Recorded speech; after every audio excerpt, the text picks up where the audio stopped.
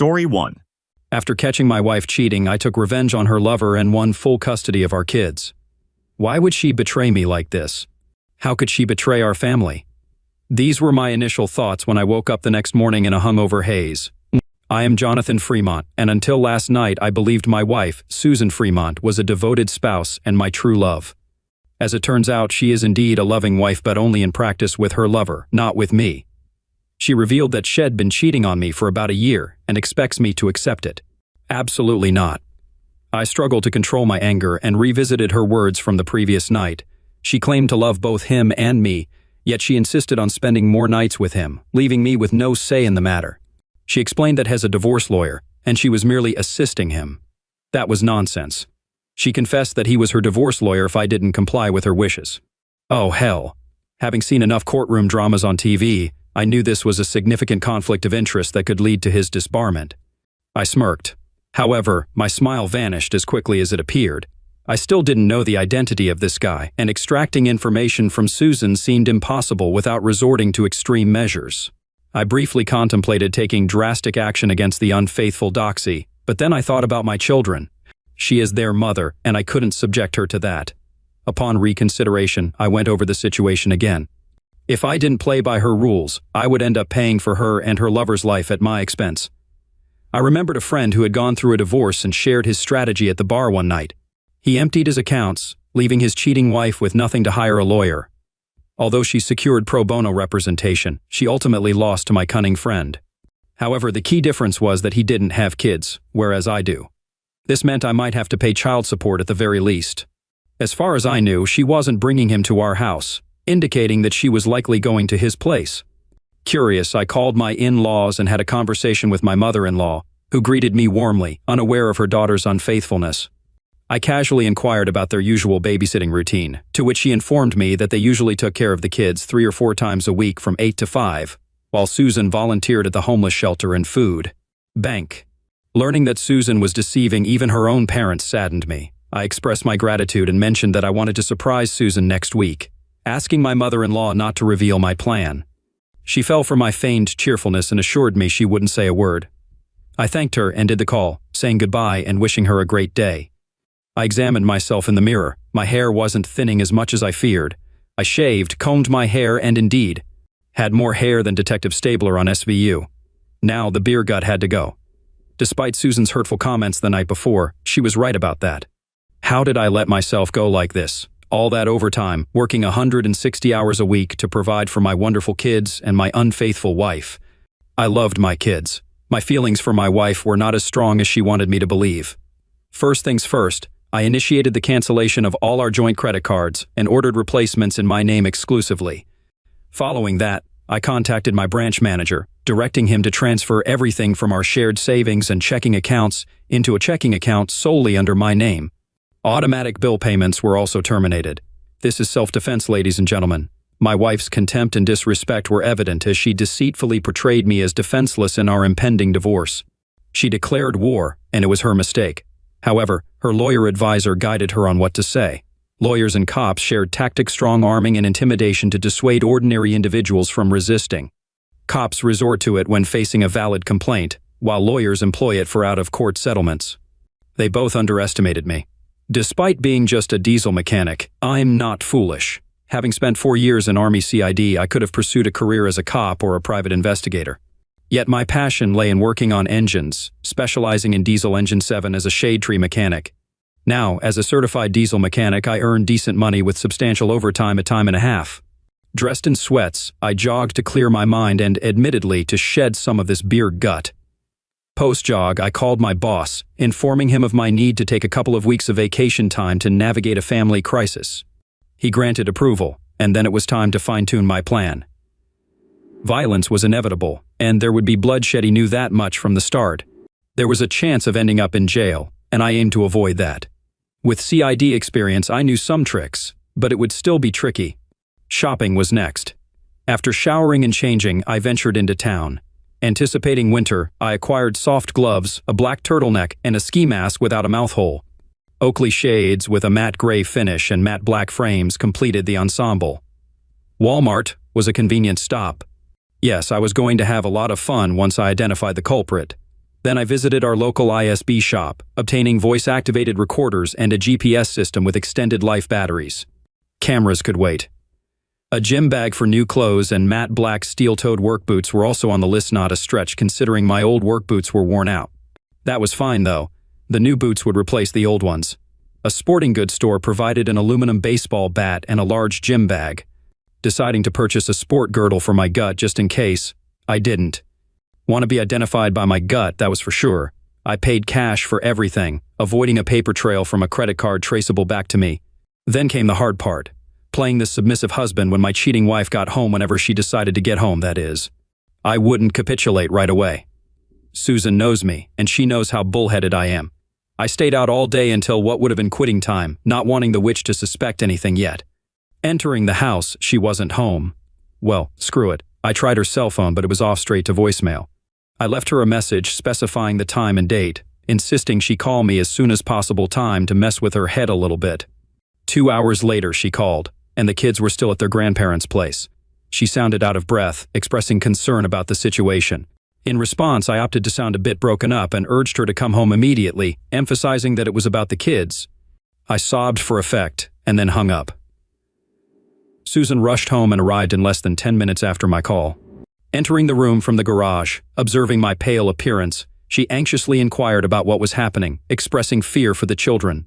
In a harsh tone, I snapped, questioning her concern and accusing her of being too preoccupied with her lover to worry about the well-being of our children. My voice dripped with venom, and my eyes reflected intense hatred. I revealed that the marriage was over, but before concluding it all, I wanted to mess with her head. I highlighted the 2 hours during which her phone was off after I had called her upon returning from work. I questioned her priorities, asking if her lover was more important to her than our own children. Overwhelmed with emotion, Susan collapsed on the living room couch, sobbing pitifully. I questioned in a lower tone, pondering the hypothetical scenario of me being in the place of the children. I wondered aloud if she would care as much or simply call her parents to extend the kids' stay, allowing her more time with her boy toy. Despite her red, tear-stained eyes, Susan looked up at me defiantly and insisted that it wasn't like that, sobbing in the process. Expressing disbelief, I accused her of using our children as weapons against me. Slowly shaking my head, I clarified that my intention was not to do that, but rather to make her realize the potential consequences of her actions. I questioned how she would explain being 2 hours late for something important, and how we could keep such incidents a secret when her phone was off. I also highlighted the possibility of emergencies, with her parents and the kids trying to reach her. Unable to fathom her actions, I maintained a low, even tone, stating that she had done this to herself by getting involved with her boyfriend. I expressed missing my wife, and emphasized that the kids missed their mommy. Despite her parents' love, they loved her more, causing her to pale. Deep down, she knew I was right, but her stubborn pride prevented her from admitting it. In response to my observations, Susan shrieked, her face reddened with rage and a hint of guilt. Guilt seemed to be the main source of her fury. I calmly stated that if she attempted to divorce me, she would leave me ruined and broken. As she sneered at me and declared her intent to go back after showering, as she headed back toward our bedroom, I thought, there is a God. In the master bath, I acted swiftly, grabbing the GPS and a voice-activated recording before heading to her car. I concealed the voice-activated recorder under her seat and the GPS under the passenger seat. With receivers for both on me, I could track her movements and hear her conversations. The signal range was 10 miles, ensuring I wouldn't lose it unless she went to the other side of town. This fucker's reckoning was imminent. After planting the devices and testing the receivers, I pocketed the voice receiver and placed the GPS receiver in my Ford F-250 diesel. Seated inside the truck, with my head in my hands, I observed Susan emerging, dressed to impress. Pleading with her, I expressed my desperation, asking her not to go through with it and not to damage our family. Her expression softened as she conveyed her apologies, stating that she truly loved me, but emphasizing that the other man needed her. In response, I confronted her, pointing out that if she were genuinely sorry, she wouldn't proceed with the affair. I made it clear that she was betraying her role as a faithful wife by being involved with another man. Despite my straightforward approach, she insisted that she had to do it because he needed her. Stressing the importance of family, I reminded Susan that our family needed her presence. I questioned her commitment to me and our children, emphasizing that our 3 kids were the product of our love for each other. I pleaded with her to remember our shared history and the family we had built together, However, she reiterated her commitment to the other man, assuring me that she would be fully present for me and the kids tomorrow. Despite my reservations, I reluctantly agreed, expressing my disapproval with a shake of my head and a sigh of defeat. Her face initially displayed triumph, but it quickly transformed into a condescending smile. She assured me not to worry, expressing her love and stating that she would always be mine. I acknowledged her words, mentioning that it would take a long time for me to be okay with her decision. Shaking my head once again, I watched as she walked towards the garage, acknowledging to myself that she was correct. It was just a temporary situation. Temporary, until lover boy has been dealt with. Then let her see how much she likes him when I'm done. As soon as she left, I went and grabbed the aluminum baseball bat, my old Bowie knife, and my blowtorch.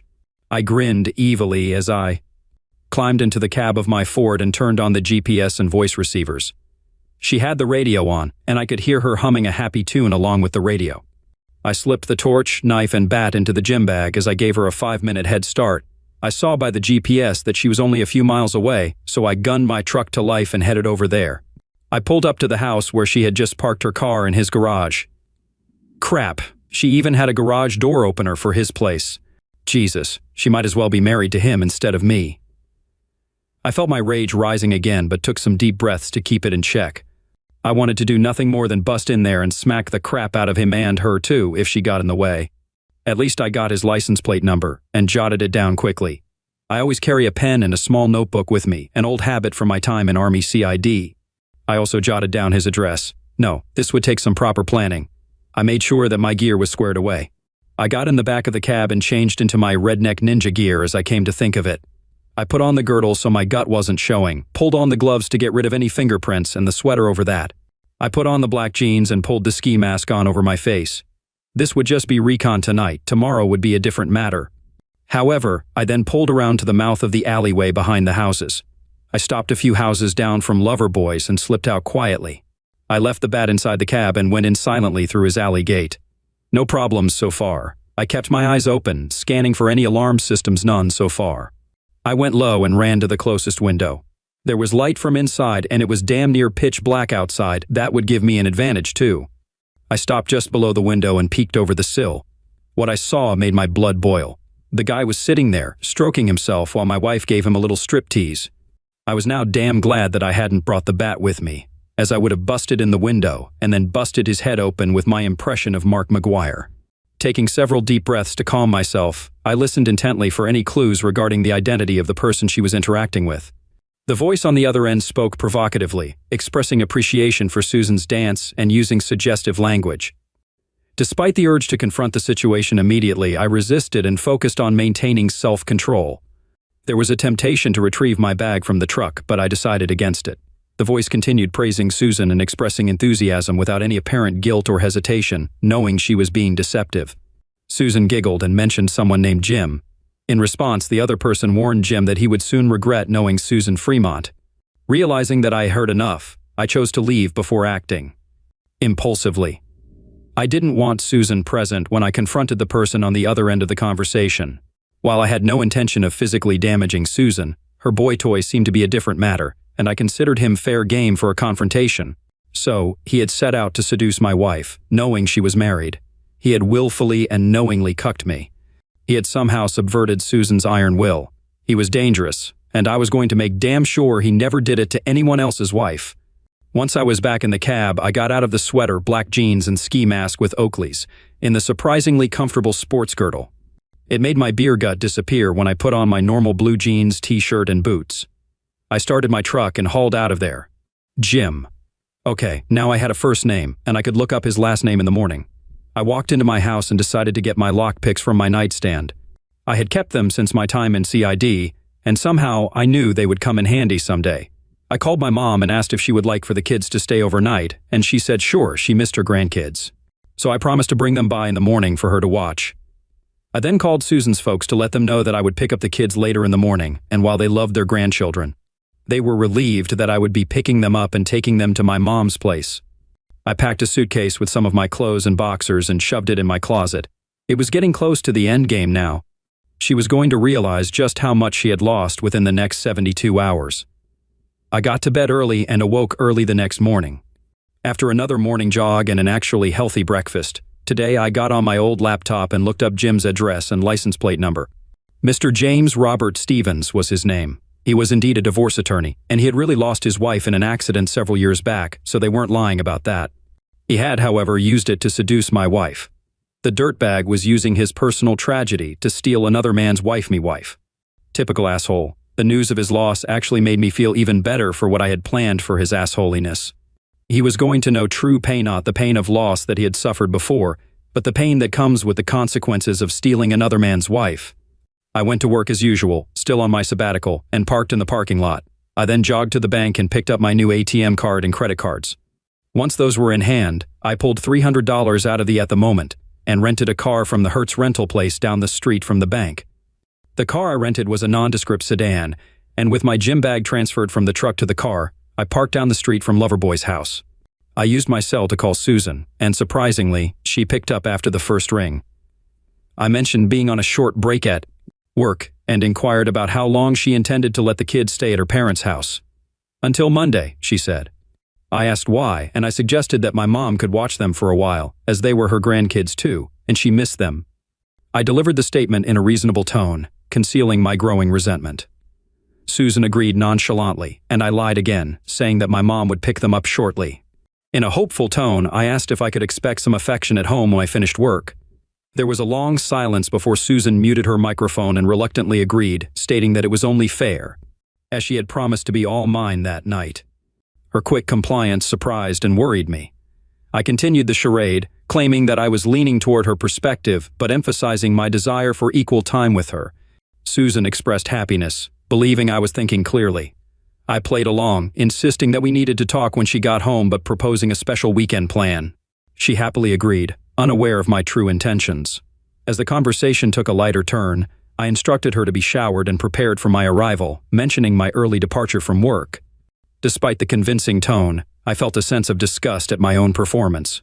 However, recent days of jogging, healthy eating, and abstinence from drinks had improved my stamina, making me more confident about the evening. I joked about going down on her, and she laughed, assuring me that she always showered and douched after being with the other man, a claim I knew was likely untrue. She assured me that she would be showered and ready for me, expressing her intention to see me tonight. After ending the call, I placed my cell phone back in my pocket. I swiftly changed in the backseat of the sedan, becoming the redneck ninja once again, although without my ski mask and shades. I slumped down in the car and waited, parked in the opposite direction, anticipating Susan's return home. Despite her lack of awareness, I couldn't afford to be careless. Susan might not be foolish in that regard, but she was certainly mistaken if she thought I would simply accept her deceit. Starting the car, I pulled into the driveway of an abandoned house a few doors down and across the street from Jim's place. Adjusting the mirror to keep an eye on his driveway and garage, I settled back into the seat, ready to wait for hours if necessary. Susan surprised me when she left after only a few hours. She texted me and said she was leaving now and would be home, clean and fresh, waiting for me. I smiled grimly, then backed out of the driveway and followed her at a safe distance. I wanted to make damn sure she wasn't lying to me. Sure enough, she pulled into our driveway minutes later, and I just drove on by and back to his place. I parked in the alley behind the houses again and slipped in through his back gate, as I had done the previous night. Only this time, I had my bat on me, and it was going to get a workout. I made sure my ski mask and shades were on and decided that it was indeed time. I looked in his bedroom window and the lover boy was asleep. I smiled grimly, then tried the back door. It was unlocked, so I didn't even need to pick the lock. What an arrogant a-hole. Fine by me. Some of my preferred movies include the Dark Knight trilogy, featuring Christian Bale, Michael Caine, and a bunch of other talented actors. One aspect I particularly enjoyed was how Bale altered his voice as Batman. I had the full redneck ninja persona going on, and upon entering his bedroom, he was still fast asleep, likely from a night spent with my wife. Well, that was about to change. Dropping the gym bag, I retrieved the bat, cleared my throat loudly, and he groggily opened his eyes, spotting the bat. Panic set in. I aimed for his knee, shattering his kneecap, severely limiting his mobility. He screamed, and I struck again, breaking his other kneecap, rendering him immobile. Smirking beneath my mask, I lowered my voice to a growl. I confronted the man, taunting him about his involvement with Susan and revealing that Jonathan was a friend who had warned me not to damage him. Expressing my own sense of justice, I swung at his groin, hearing bones crack as his pelvis broke. He pleaded for his life, offering money and crying in pain. Dismissing his pleas, I growled that I didn't want his money but demanded that he never think about Susan Fremont again. I warned of dire consequences if he failed to comply, emphasizing that the encounter was merely a warning. I made it clear that reporting the incident to the police and causing consequences for Jonathan would result in my return with more severe consequences. I punctuated this with another swift swing to his groin. From what I observed the night before, he wasn't as well endowed as I was. He was in shape, though a shape I would soon be in, but by then, he wouldn't be able to compete. I swung the bat again, breaking his left arm just below the shoulder. I found his cell phone and smashed it along with both of his landline telephones. I didn't want him calling Susan or anyone else. Exiting through the back, I slipped out the gate and into the sedan. Changing again, I drove to a convenience store across town where I disposed of the bat. After filling the gas tank in the sedan's trunk, I drove out of town and set the remaining gym bag on fire. Once done, I wiped my fingerprints from the torch and tossed it into the flames. Burning the Oakley shades was regrettable given their cost, but it was a necessary sacrifice. Next, I consulted a divorce attorney and had papers drawn up against Susan. I sought full custody of the kids and of our assets. Alimony would not be paid, and I wouldn't request child support if she cooperated. I decided not to disclose the real reason for our divorce to her family. I informed my attorney that evidence of her affair would be recorded soon. Returning the rental car, I thanked the provider, then jogged back to the diesel shop. I informed my boss that I could finish the remaining shift but needed to leave early for a meeting with Susan. A few days off were still required, and he approved. After completing my work in the shop, I bought a prepaid cell phone on the way home.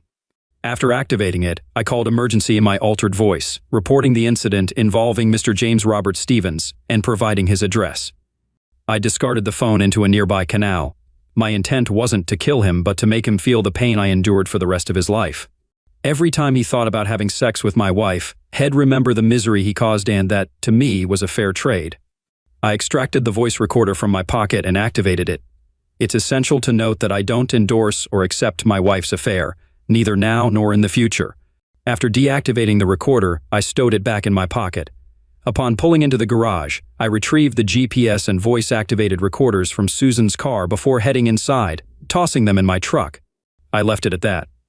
Upon reactivating my pocket recorder, I approached Susan from behind, encircling her waist with my arms. I commented on the enticing aroma of the food Susan was cooking, planting a kiss on the side of her neck. She was preparing steaks on the stove and had already made mashed potatoes and green beans. Susan expressed relief that I seemed more understanding, cooing as she turned for a kiss. Shifting the conversation, I casually inquired if she would have genuinely divorced me if I hadn't complied with her demands. I maintained a light tone as though her threats didn't bother me. She admitted that she would have divorced me without hesitation if I had denied her the relationship with her lover. Expressing regret, she insisted that she loved me. I further questioned her, asking if she would have taken my kids and denied me access, suggesting that such actions seemed harsh. Again, I kept my tone light, as if now accepting her demands. Susan acknowledged that she would have taken such measures, revealing that her lover had advised her to make the divorce as painful as possible. Expressing remorse, she mentioned having me for the weekend, with her mother caring for the kids until Monday. She proposed taking Monday off for our time together but revealed plans to meet her lover again on Tuesday night until Wednesday morning, promising to be back to take care of our children. I sarcastically remarked on her being a great mother. In a defeated tone, I asked if there was nothing I could do to make her stop seeing him. She sighed condescendingly, apologizing and stating that she had to see the situation through, despite the implications for her fitness as a mother. I acknowledged tonight as mine, planning to serve her with divorce papers on Monday. My lawyer assured me that the papers would be ready, and I intended to make the call on Monday morning. Dinner was fantastic, and I miss her cooking.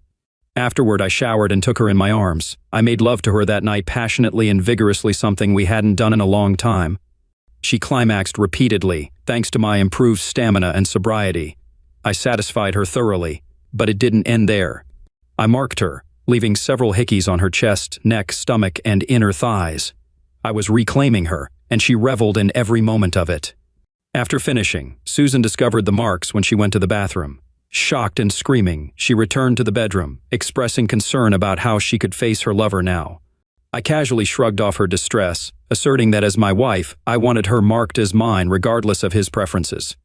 I reminded her that she never explicitly told me not to mark her, and pointed out that she seemed to enjoy it during the act. My response silenced her, and she softened, sitting on the bed and taking my hand. She expressed that the encounter was the best they had ever had, even better than with her lover. I sensed the authenticity of her pleasure, realizing that my efforts to make the experience enjoyable for her had paid off. In a plea for her to stop seeing her lover, I conveyed my love and desire to spend the rest of my life with her. Despite concealing my emotions well, the truth was that the encounter had been fueled by anger and hatred instead of tenderness and love. Regardless, I played my part convincingly. Susan assured me that she was still my wife, expressing love and claiming that the affair would run its course in a few more months. She seemed genuinely happy and prepared for the possibility of divorce, but I planned to blindside her. The next day she reverted to her old self, cooking, cleaning, and initiating lovemaking that night. I informed her of taking Saturday and Monday off to spend more time together, enjoying our time while keeping a guard against her facade, renewing the marks I made on her Friday night. She didn't protest. Afterward, it wasn't until Monday that everything unraveled. I pleaded with her one last time not to go back to him. Instead, she grabbed her cell phone and headed to the living room.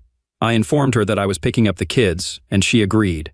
I collected my boy and 2 girls from Mom's house, and she thanked me for letting them stay with her. On the way home, we stopped at Burger King, and I treated them to lunch. They loved it. Sure, it's not McDonald's, but oh well, food tastes a lot better than Mickey D's. As we were leaving, Susan's ringtone echoed from my cell phone. I playfully chuckled into the phone, asking if she missed me already. I explained that I had taken the kids to Burger King for lunch and we were on our way home. Susan screamed, demanding an explanation. I casually mentioned that she had been served with divorce papers while I was picking up the kids, adding that she must have received the papers. Apologizing and suggesting we talk about it at home, I ended the call before she could retort and turned off my phone. Pulling into the garage, I took the kids inside. Despite the divorce papers, Susan was genuinely happy to see them, and they eagerly ran to her, asking where she had been. She made up a usual lie about volunteering and then truthfully explained that we had a special mommy and daddy only weekend planned, instructing the kids to play in their rooms. I told Susan that we needed to talk and took her into the basement, ensuring the kids wouldn't hear us. I informed Susan that I had decided to divorce her, expressing my inability to endure the situation any longer. I reminded her of my repeated requests to end the affair and revealed that I had her own admission of the affair on tape. I declared my intention to send the tape to my attorney, who would submit it as evidence in the divorce proceedings. The divorce papers indicated my pursuit of full custody, highlighting her neglect of the family and her admission that her lover was more important than the children. This would be presented at the trial. I hinted that her lover acting as her attorney could lead to his disbarment, as it was considered a severe breach of ethics for a lawyer to be involved romantically with their clients, especially in divorce cases. According to my own attorney's advice, she stood there in shock, her mouth hanging open as she wrestled with finding words. I explained that I now realized I never truly knew her, just as she never knew me. Over the years, I had done everything to make her happy, buying the house, her car, and much of her jewelry. Despite spending more than we could afford, I compensated with overtime to improve her life and that of our kids. I expressed regret for not balancing it with the affection and love she deserved. I admitted genuinely loving her, but her affair had terminated that love. Contrary to her belief, I clarified that I never said I was okay with it. I revealed that I had given her one final chance that morning to end the affair completely, begging her to do so. If she had complied, I wouldn't have served her with divorce papers. Instead, she called her lover before I picked up the kids, apologizing for the situation. I shook my head, rueful. Though I was lying through my teeth, I didn't want her to know that I had been plotting this all along. In the divorce decree, I offered her generous visitation with the kids, either under my supervision or Mom's or Grandpa's. The next part would be difficult, but I had to inform Mom and Grandpa of the impending divorce. I called Mom first, explaining the entire situation and that I had recorded Susan's admission of the affair. Mom agreed to babysit while I worked each day. I gathered the children and explained that Mommy and I wouldn't live together but would always be there for them. They were happy about moving in with Grandma. Mom had room since Dad died and we'd stay there. We packed up quickly, and I informed Susan that she was welcome at my mom's house with use if she didn't bring her boyfriend. She appeared utterly defeated. 2 days later, she discovered that Jim was in the hospital. When she called, I was back at work. Asking her what was up, Susan, enraged, accused me of nearly assassinating him, to which I responded with confusion and denial, playing my part convincingly. She insisted that I knew who she was talking about and claimed that Jim was never going to be the same again. She was crying as she accused me of trying to take him down. I maintained my confusion, asking her who Jim was and expressing incredulity at her statements. I brought up a colleague and drinking buddy named Jim Barnes, who was present and overheard my side of the conversation. Jim Barnes was aware of the situation, and he tried not to laugh. Susan realized she couldn't prove my involvement and that I wasn't going to admit it. I calmly asked if some guy named Jim was her boyfriend, stating that if he was almost dead, it couldn't be Jim Barnes, who was more likely to be taken out by a heart attack. I grinned at Jim Barnes, who couldn't contain his laughter and ran into the office. Susan admitted that Jim had claimed he was attacked but didn't know who did it. She mentioned that he had his balls crushed. I expressed my lack of sympathy if he was the man who stole her from me. I disassociated myself from the incident but jokingly added that I'd buy a beer for whoever did it. Seizing the opportunity, I planted seeds of doubt, suggesting that he might seduce someone else's wife. I reminded her that she couldn't be with him all the time. Susan began to doubt his intentions, and I smiled, asking why she thought he wouldn't do such a thing. I pointed out that she had mentioned he used his wife's passing to seduce her. Susan stopped and contemplated, eventually realizing that I was right. In a surprising turn of events, she admitted that I was right, breaking her pattern of never acknowledging my correctness. Susan, mark this day on the calendar for me the day you actually admitted that I was right about something. I laughed. Yeah, she didn't like that. Despite her disapproval, she didn't contest the divorce.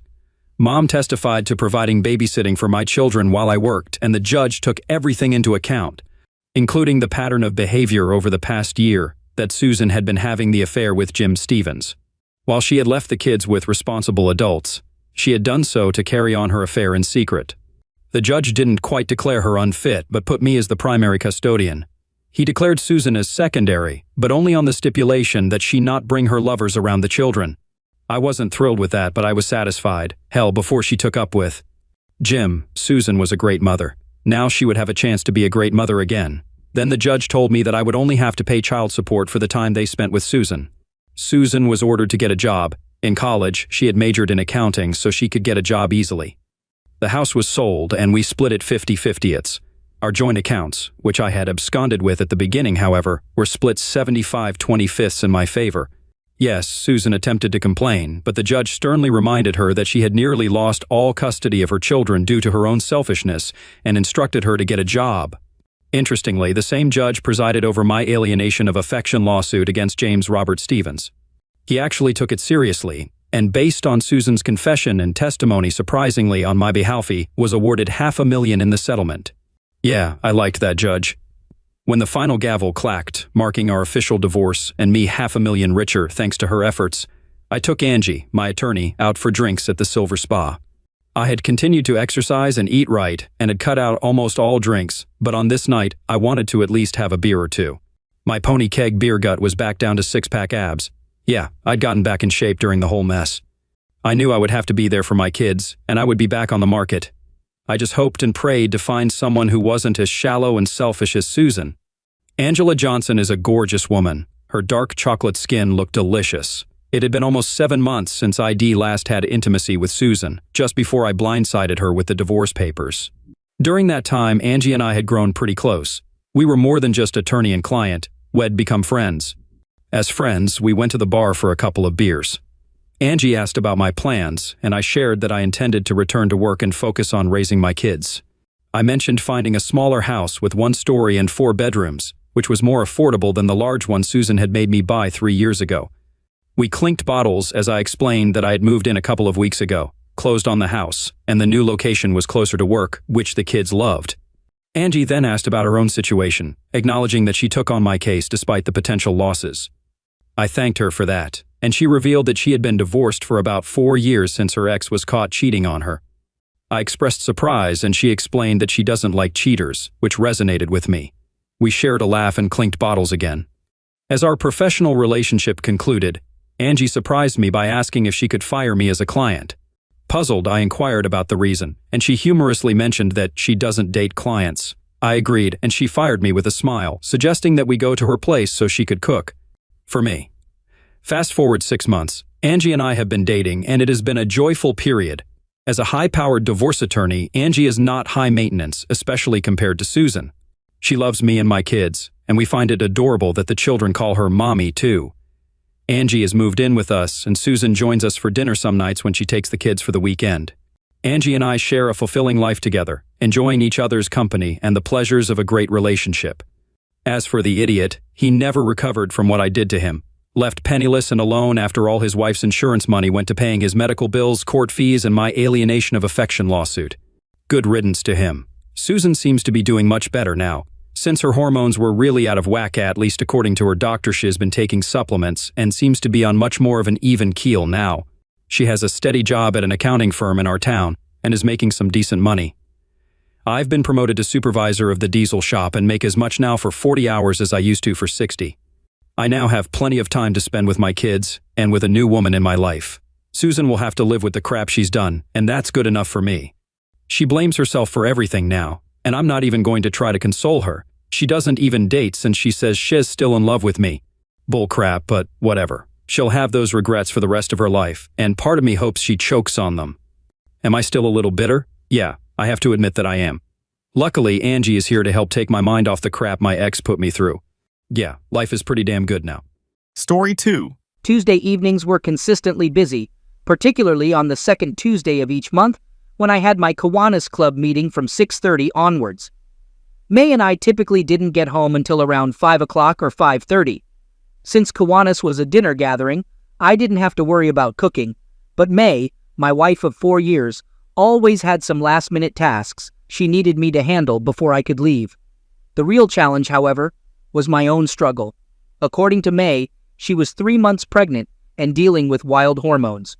Despite her pregnancy, she remained the captivating woman I had married. Now, with the radiant glow of impending motherhood, it was especially difficult for me to tear myself away from her, even for a brief evening. She was perfect to me, standing at 5'3", weighing 110 pounds, with light brown hair and stunning blue eyes. Her physical appearance complimented me, but I cherished her for much more than just her looks. She possessed a sharp wit and keen observational skills, though her beauty certainly didn't hurt. Regardless, I had to be out the door by 6:10 to make it to the meeting on time, which meant rushing through a shower, getting dressed, giving May a quick kiss, and then heading out. I usually didn't return home until after 11 o'clock, often closer to midnight. Tonight's meeting didn't seem like it would be any different. After a hurried shower, I threw on some slacks and a sports shirt, grabbed my briefcase, and made my way through the kitchen to the garage. Planting a kiss on the back of May's neck and giving her a reassuring squeeze to steady her, I reluctantly left her behind and headed out. It was tempting to skip the meeting, not just for May's sake, but also because I had a project underway in the garage. I had been installing a baby monitor for the nursery-to-be, estimating that it would take me about 30 minutes to finish and then proudly show off to my wife. She always appreciated my small accomplishments, and I didn't mind soaking in the praise, even if it was somewhat misplaced. After all, I was a guy, and a little ego-stroking from my woman didn't hurt. As I settled into the car, I activated the garage door opener and started the engine.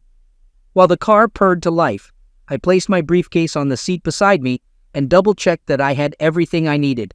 Cell phone, calculator, notebook, all accounted for. Then, I reversed out of the garage and down the driveway, waving to May through the kitchen window as she washed dishes. She waved back as I reached the street. Before I could shift the car into gear or even close the garage door with the remote, my cell phone rang, halting all movement as I answered it. As I greeted the caller, I glanced up to wave to May one more time, but she had already disappeared from view. The voice on the other end conveyed that I was caught at a good time. The caller informed me that tonight's meeting was canceled. Our president, Patrick, along with Everett and Jules, had been called out of town. With the key officers absent, it was decided to cancel this month's gathering. There was nothing planned for tonight, unless I had something urgent. Needless to say, I was relieved to have the evening free. I simply reversed back into the garage, noticing that May's face hadn't reappeared in the kitchen window of our 3-bedroom home. She later admitted she hadn't left the kitchen, anticipating my return to surprise her later. If she had been anywhere else, she wouldn't have heard me drive back into the garage. After entering the garage, I finally closed the garage door and then sat in the car, taking a few minutes to relax. I decided to order pizza for dinner tonight instead of cooking myself, allowing me to focus on finishing the monitor. All aspects regarding the camera and the nursery were completed. except for some garage connections and final testing. The nursery's cosmetic adjustments were minor. The camera, mounted discreetly in a corner, had gone unnoticed by May for 10 days due to its small size. I'd attend to those tasks another time. May had mentioned casually how convenient a nursery monitor would be for checking on the baby while it napped, prompting me to wire the house accordingly. I also opted to install sound monitors in each room. The idea for the visual monitor in the baby's room came from seeing some equipment a friend was discarding. While the main controls were in our bedroom, I installed a secondary set in the garage, where I spent a fair amount of time working, complete with speakers and an old TV acting as the video monitor. This setup allowed for flexible monitoring of the nursery from anywhere in the house. As mentioned, the project was nearly complete, needing only a minor adjustment before I could surprise May and unwind for the night. I decided to try completing the work before relaxing in front of the TV or spending time with May. I stepped out of the car and began checking my work. After about 20 minutes, everything seemed to be functioning properly, so I began testing the sound feeds. Each could be controlled individually, or I could route them all to the 5 second-hand speakers above my workstation. Testing them one by one, starting with the living room, they all worked perfectly, with impressive sensitivity. I could even hear May showering in the master bedroom. I set them all to be live and feeding into the garage, then proceeded to make the final connections for the video monitor. I got somewhat lost in my wiring checks when I heard someone speaking through the living room speaker, sounding like May on the phone. Curious, I turned up the sound and found it to be perfectly clear. The $1.20 spent on the 5 speakers was indeed a bargain. May conveyed to Roger through the speaker that it would be appreciated if he could be there by 7 o'clock. My wife's voice affirmed, "It's on, lover." In response, Roger assured May, "Okay, love, I'll see you then. Don't you dare be late. We won't have near enough time as it is. And no, don't figure on getting a repeat." After a brief pause, May giggled and hung up the phone. What was that about? Who was Roger? The only Roger I knew was Roger Jenkins, Crystal's husband. Crystal was May's college roommate and still her best friend. Roger and I got along well. He was a fun guy. I guessed he and May were planning something for Crystal. Well, I'd find out soon enough. It was only 15 minutes until 7 o'clock. Abandoning speculation, I pressed the camera's on button in the baby's room and reclined with a satisfied smile. The monitor displayed the spare bedroom, where the camera focused on the queen-sized bed, surprisingly made up with turned-down sheets. It was the first time I'd seen May do this without expecting guests. Adjusting the video controls, I zoomed the camera in and out. At the widest zoom, everything in the bedroom was visible, except the corner where the camera was fixed near the ceiling. Leaving it at that setting, I critically examined the clear image, capturing the door, window, closet, and the well-framed bed. Content with my work, I started tidying my workbench. Pleased with the sound and picture system I had created, retrieving a beer from the old refrigerator, I relaxed in my $1.50 recliner, a garage edition my wife wouldn't allow in the house but fit perfectly in the garage.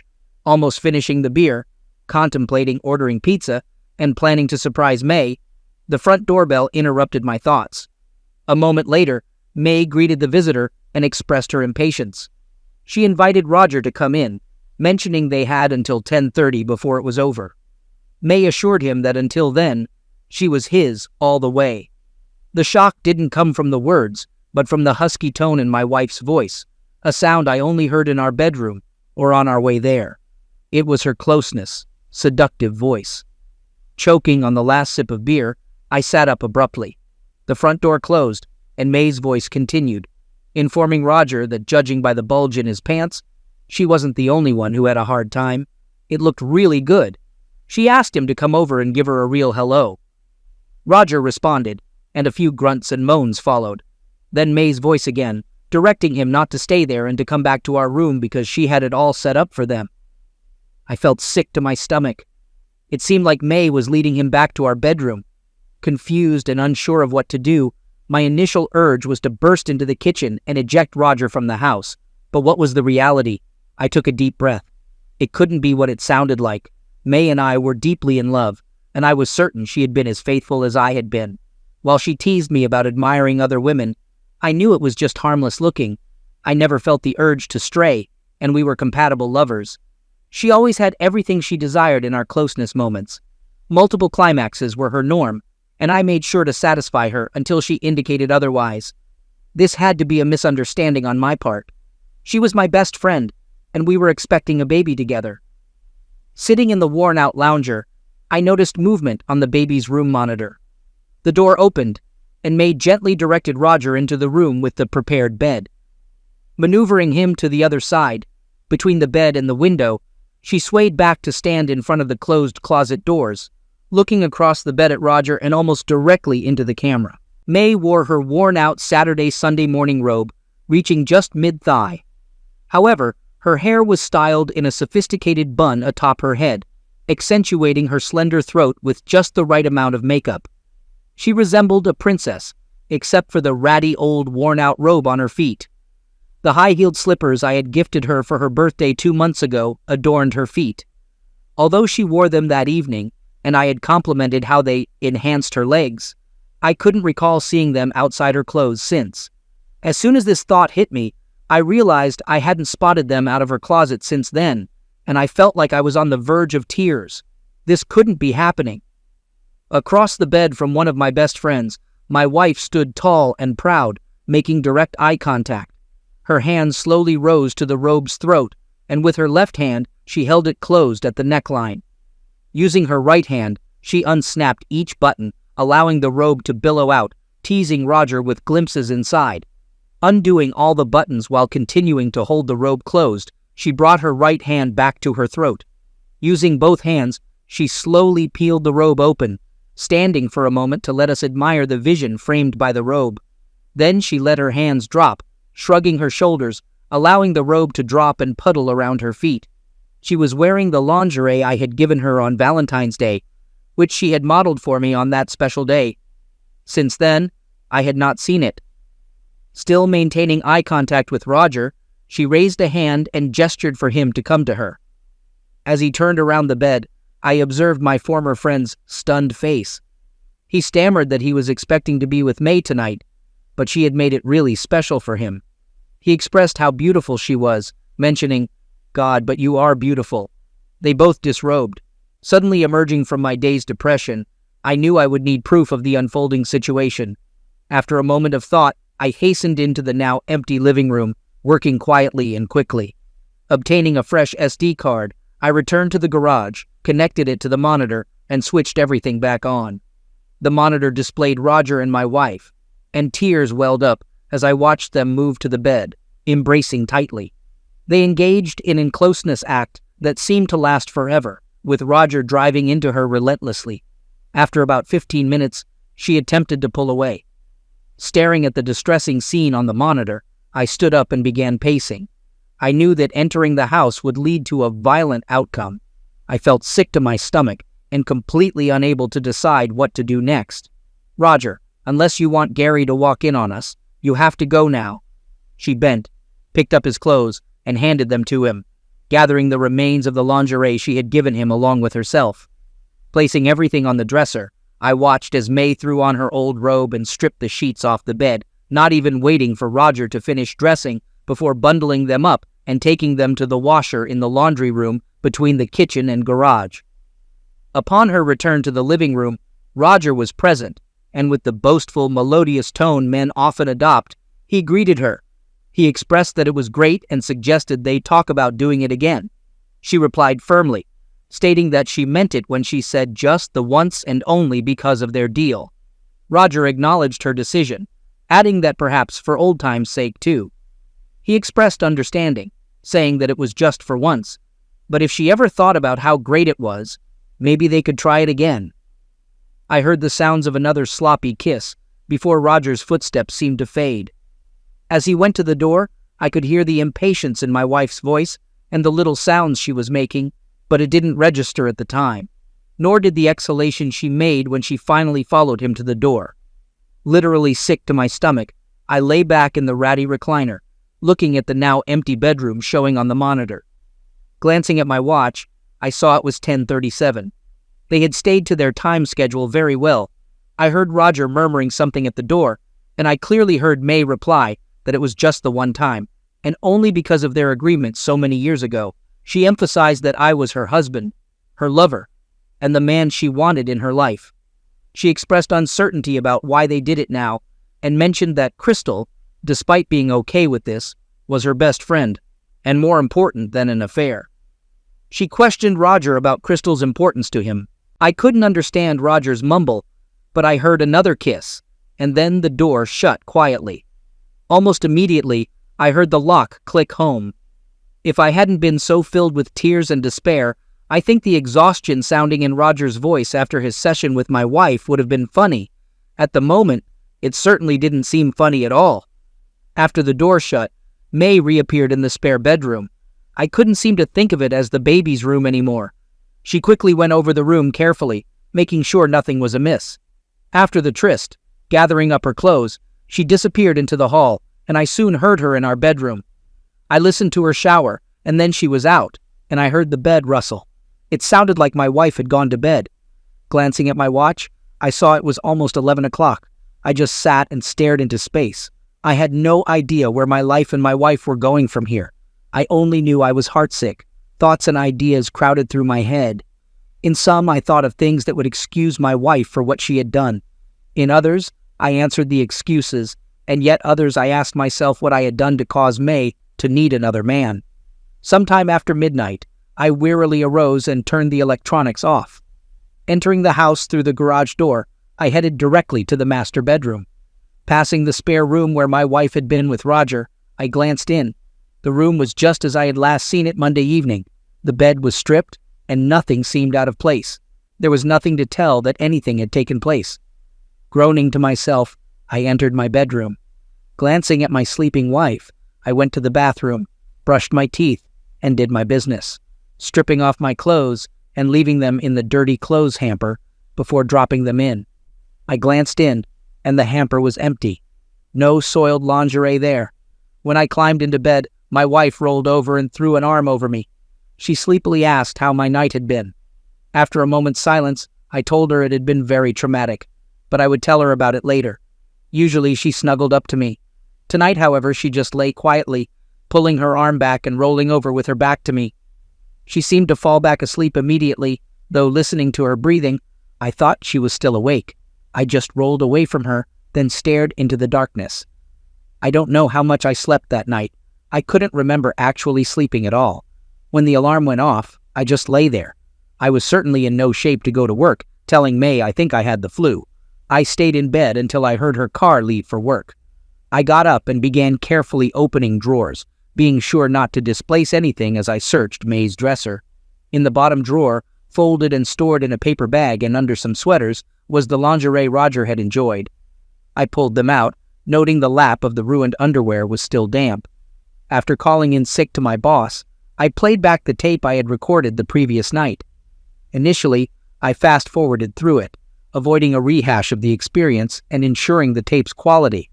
However, as time passed, I began to notice details I had overlooked initially. The morning was spent scrutinizing the video content, and I made 2 duplicates along with 2 phone calls. Upon returning home, I realized I hadn't eaten since the previous day's lunch. Missing dinner and feeling queasy about breakfast, I skipped meals. While May arrived at her usual time around 4:30, when she came in to kiss me, I turned away, prompting her to give me a peculiar look. Eventually, at 5:30, I decided to confront the issue head-on. There was no sense in delaying it further, only causing more distress for myself. I asked Gary if May could spare a few minutes to show her what I had been doing for the baby monitor we were discussing. Her response was to wait until after dinner because she was just about to put it on. I picked up my cell phone and inquired about her dinner preference. She suggested Chinese, and I promptly ordered it for delivery. Then, I brought her into the bedroom, demonstrating the controls on the console behind the door.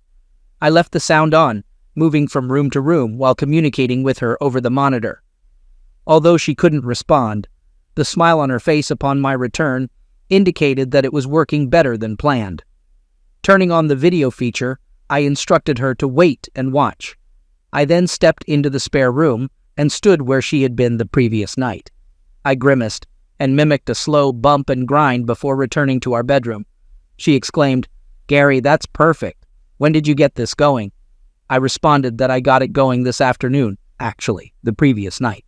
She wore a puzzled smile, seemingly trying to recall when I had found time to set it up. I told her there was one more thing to show her and took her hand, leading her to the garage.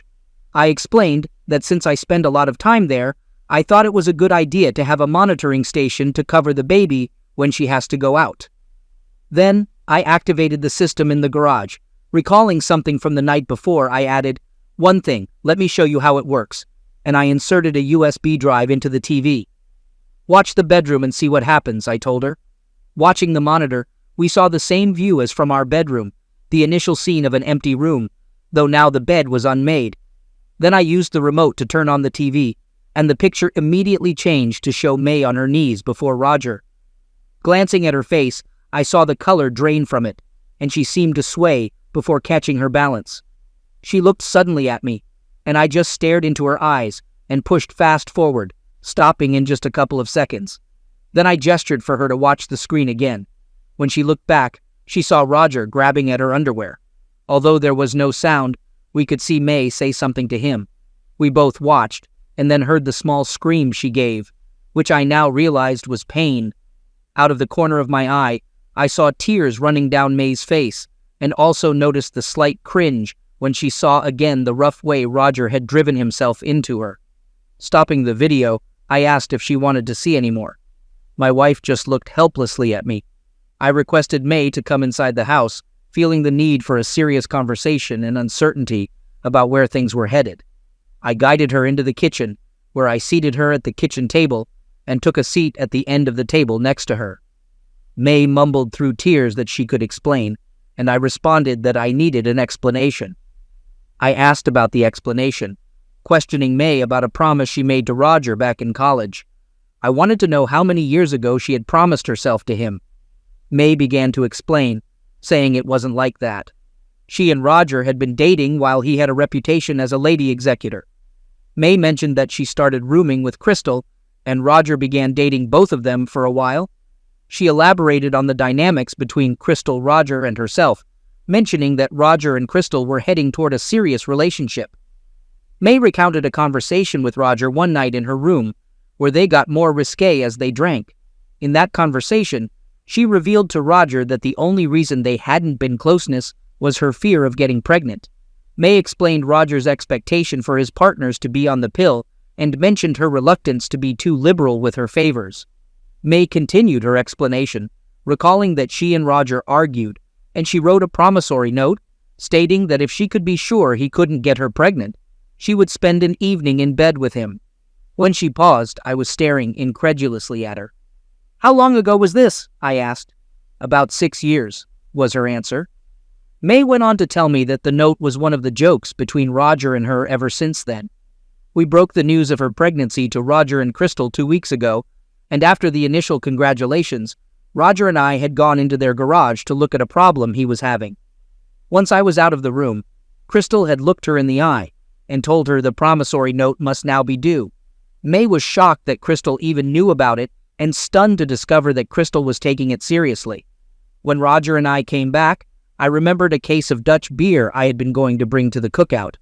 Insisting it would only take a few minutes to get something special, I left the other 3 there and went home alone to pick up the beer. While I was gone, Crystal had raised the topic of the note again. May was surprised again to find that Roger had apparently believed the note was going to be honored. He was quite indignant to hear May was thinking of welshing on the agreement. This was all taking place after 3 hours of steady drinking, the last she would have until our baby finished breastfeeding. May found herself agreeing to honor the old note. Before I returned, it had been decided between the 3 of them that she would entertain Roger last night. I expressed to May that her story was one of the strangest I've ever heard, and it was challenging for me to accept. I asked her who the father of the baby she was carrying was. May shrank, and tears began falling down her cheeks again. My next question was about how many other notes were now outstanding and how many she had paid up on a date. May screamed at me, saying there were none, and pleading with me, "Gary, don't! I love you, Gary." She assured me that it was a singular instance and wouldn't recur. May pleaded with me to hear her out, acknowledging that trying to explain might sound absurd, but she felt obligated to do so. She emphasized that it wasn't planned or desired, and she had never been unfaithful to me. May pleaded with me to believe her. She dropped to her knees in tears, covering her face. I asked May if I could ask her some questions, and if she would be honest. She responded affirmatively, urging me to ask her. May emphasized that it was a one-time thing, and not something she wanted to do. She admitted that doing it seemed incredible to her now, but I was worth more to her than life. I gazed at her kneeling before me, my heart aching and my stomach in knots. This was my best friend, the person I wanted beside me for life, but I had to know if she was who I thought she was. I asked May if she could have said no to this. She replied that she could have, but she felt her honor was involved. May explained that she was afraid to tell me, fearing that I wouldn't understand. She expressed that she felt if I were in her place, I would do the same thing. She clarified that when the agreement was made, she was drunk, but when she was sober, she didn't throw it out. When it was made, she didn't know me, and it wasn't something she did to cheat on me. It was something she promised to a friend so dear at the time in that place, and she believed it was right. After pondering, I responded that she could have said no after sobering up, but felt it was right, an owed debt to the man her friend became over these years. I asked if that was correct, and she affirmed it. I asked her to think carefully if this was something she was looking forward to, and she replied with a shout that, after a while, she began thinking it wasn't real, just a joke. However, she realized it wasn't a joke. It was real. Staring into her eyes, I inquired about the past 2 weeks, whether she was looking forward to it. May took a deep breath and answered that she wasn't. She explained it was something she felt she had to do out of obligation, not pleasure. I continued to look at her, and May, looking down at the table, whispered that, "Okay, yes, Gary." She guessed she was looking forward to it, but not in the way I might be thinking. She clarified that she had never thought of cheating on me, never wanted to. However, all of a sudden, this situation was there. She felt she had to go through with it, and if she did, she saw no reason not to enjoy it. She stressed that she never felt it was something she had to do because I was not enough for her. It was something she had to honor, so she rationalized that she might as well make it special because nothing like it would ever happen again. Taking a shuddering breath, I let it out slowly. I brought up a memory about 6 weeks ago when I called May on my cell phone while driving back from a conference. We teased for a few minutes, and then I asked her to meet me at the Holiday Inn Atherton. I suggested making it a weekend away from home, maybe having some fun. I asked if she remembered, and she responded affirmatively, mentioning it was a great weekend with a tremulous smile. I then questioned if she wanted to make that a great weekend for us, for me. May expressed, "What a question! Of course I did," and it was. We had a great time, giving me a genuine smile this time. I followed up by asking if she recalled what she packed for that weekend. She mentioned taking a nice dress in case we wanted to go dancing, which we did, and some comfortable clothes to walk. I told her to wait a minute, explaining that I needed to turn the video on again to help her understand what this question was about. I turned and walked back to our bedroom, checking midway down the hall to ensure she was following me, and she was still there. I powered up the bedroom TV and pressed play on the remote. The scene unfolded with May still kneeling before Roger. She rose and turned to the bed, facing the camera in the corner, capturing her actions. I inquired about what she was wearing, and blushing, May replied that she had on her white lingerie, the set from Valentine's Day. She mentioned that I had never worn it for her, except when I modeled it after she gave it to me. May explained that there had been no place to wear it, and then paused, looking confused. I reminded her that she didn't wear it at the Holiday Inn. She changed into a peasant skirt and a white blouse. Later, she wore white cotton underwear and a bra, probably the same ones she had on now. I asked if she recalled what she wore to bed that night, and in a small voice, she replied that she wore her Donald Duck t-shirt. Looking into her eyes, I questioned May about the holiday weekend, stating that she mentioned it was special and the date with Roger wasn't yet. I pointed out that she wore one of the handsomer things she owned, something I bought for us to share with Roger, not for me, inquired how special she thought she was, placing me. May slumped her shoulders and just looked at me. I continued, expressing that if I didn't love her, we wouldn't be living in this house together. I emphasized that if I didn't think she was something special to me, I wouldn't be married to her. I recounted an unexpected call that canceled my meeting the previous night, leading me into one of the worst nightmares I could conceive. Roger, one of my best friends, if not my very best friend, showed up when I should have been in my meeting. My woman May greeted him at the door and took him to a room she had gone to some trouble preparing for a tryst, giving him a strip. I observed that she dressed her body to display something she hadn't done for me in well over a year. When I questioned her about it, she claimed the meeting wasn't important to her, but she had gone to a lot of trouble dressing, putting up her hair, and applying makeup, things she hadn't done for me since Hector was a pup. This indicated to me that the meeting was crucial to her, considering it a treat she had to prepare for. It also suggested that her time with me was ordinary and of much lesser value. I saw her doing things for Roger that she only did for me on special occasions, if then, and doing some things for him that she had refused to do with and for me. Tears welled up in my wife's eyes, and she blinked them away.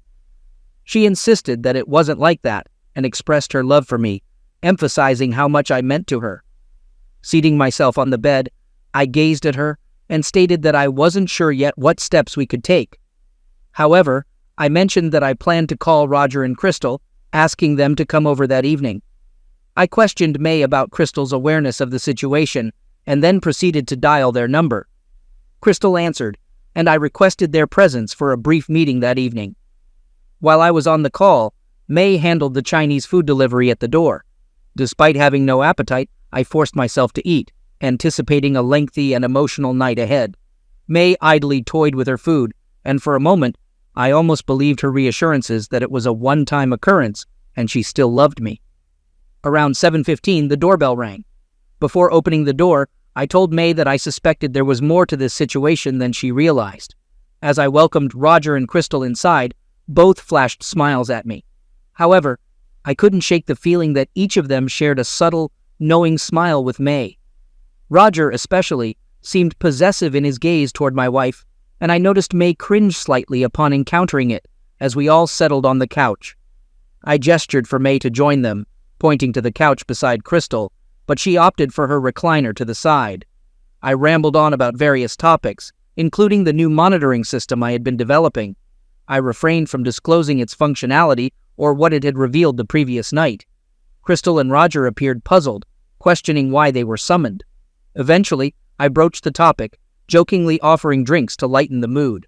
Everyone accepted, and I served each of them their preferred beverages. With Crystal's white wine, Roger's Jack Daniels and 7-Up, May's orange juice due to her pregnancy, and what looked like my gin and tonic but was pure tonic, I settled onto a hassock near the TV, needing to maintain some semblance of composure. Surveying everyone, I finally asked Crystal what her motivation was in setting up the situation. She appeared puzzled and inquired about what I meant. I clarified my question, asking why she had worked so hard to arrange everything. As I finished speaking, Roger sputtered and choked on his drink. Turning my gaze to him, I continued, acknowledging that I understood what he gained from it, but questioning if there was more to it. Attempting to focus on both women simultaneously, I switched my eyes back and forth. Addressing Roger, I expressed my concern about his reputation as a playboy, suggesting that one more conquest didn't seem worth the risk. He stumbled in his response, explaining that he was at home the previous night when Kiwanis was called off. He mentioned being in the garage during my appointment with May and when I arrived. To support his claim, he turned on the TV to show the live feed from the camera in the spare room, which I had just finished setting up before he came over. I remarked on the quality of the picture, pointing out the timing of its installation. May had her face buried in her hands, and Roger's face went pale. Crystal looked at me with a seductive smile. Continuing, I questioned the purpose of the whole situation. Crystal crossed her legs and her foot began bouncing up and down. She asked what I thought it meant. I replied, mentioning her reputation and Roger's, noting that despite them being straightforward with us, I had received some comments at the Kiwanis. I expressed relief that they hadn't said anything to us, but I anticipated that was about to change. Crystal confirmed that this wasn't the ideal way to bring it up, but agreed that it was time to address the matter. I glanced over at my puzzled wife, May. Up to now, I thought she was aware of this, but now I'm not so sure. May's friend and her husband, Roger, have been involved in a key club for the past couple of years. They meet on Friday nights at Barney's Broiler. A group of them gathers in a back room for dinner, where each couple brings a house key with their address on it. They drop the keys into a barrel, similar to the ones used in bingo games. After the dinner, the wives leave and go to their own homes to get ready for some closeness time with a partner other than their usual one. Meanwhile, the husbands draw a key. As per the rules, each guy gets to look at the address. If it's his own, he holds it in his left hand, pulls out another key, and drops his wife's key back into the barrel. Some guys might check out an address, and if it's with someone they recently had lovemaking with or don't like, they'll draw another key. However, they can only draw twice. If they pull their wife's key the second time, they're out of luck. The guys then have a drink before heading off for the weekend rendezvous. It's not just for a couple of hours or a night, it's the entire weekend. Crystal and Roger, being close to us, led others in the Key Club to believe we were involved in swapping with them on the side. Many other guys expressed interest in May, not just Roger. As I shared these details, the room fell silent, and I carefully observed each of my companions. May was gaping at me, clearly surprised and shocked. Crystal wore a simpering smile, her foot bouncing anxiously. Roger looked smug and somewhat relieved after hearing my description. Before we proceed any further, May, there's something you should know about your lover from last night. May's face paled once again as I recounted the situation, and it was evident she didn't want to be reminded of the delicate state of our marriage. I mentioned that Roger was well endowed, and her face turned completely red. She buried her face in her hands, stealing a glance at Roger, whose smug look remained, accompanied by one of the biggest grins I had ever seen. I felt the need to address the condescending look he had given me before the night was over.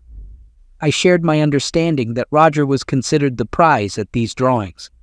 All the wives anxiously awaited to see if they had drawn the highly regarded partner for the weekend, akin to the way it worked for college co-eds, as you described.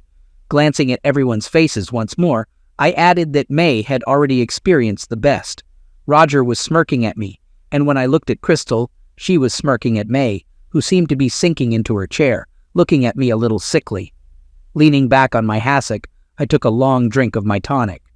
Pretty bitter, but that's what my mouth tasted like anyway. Then I sat and let the silence build.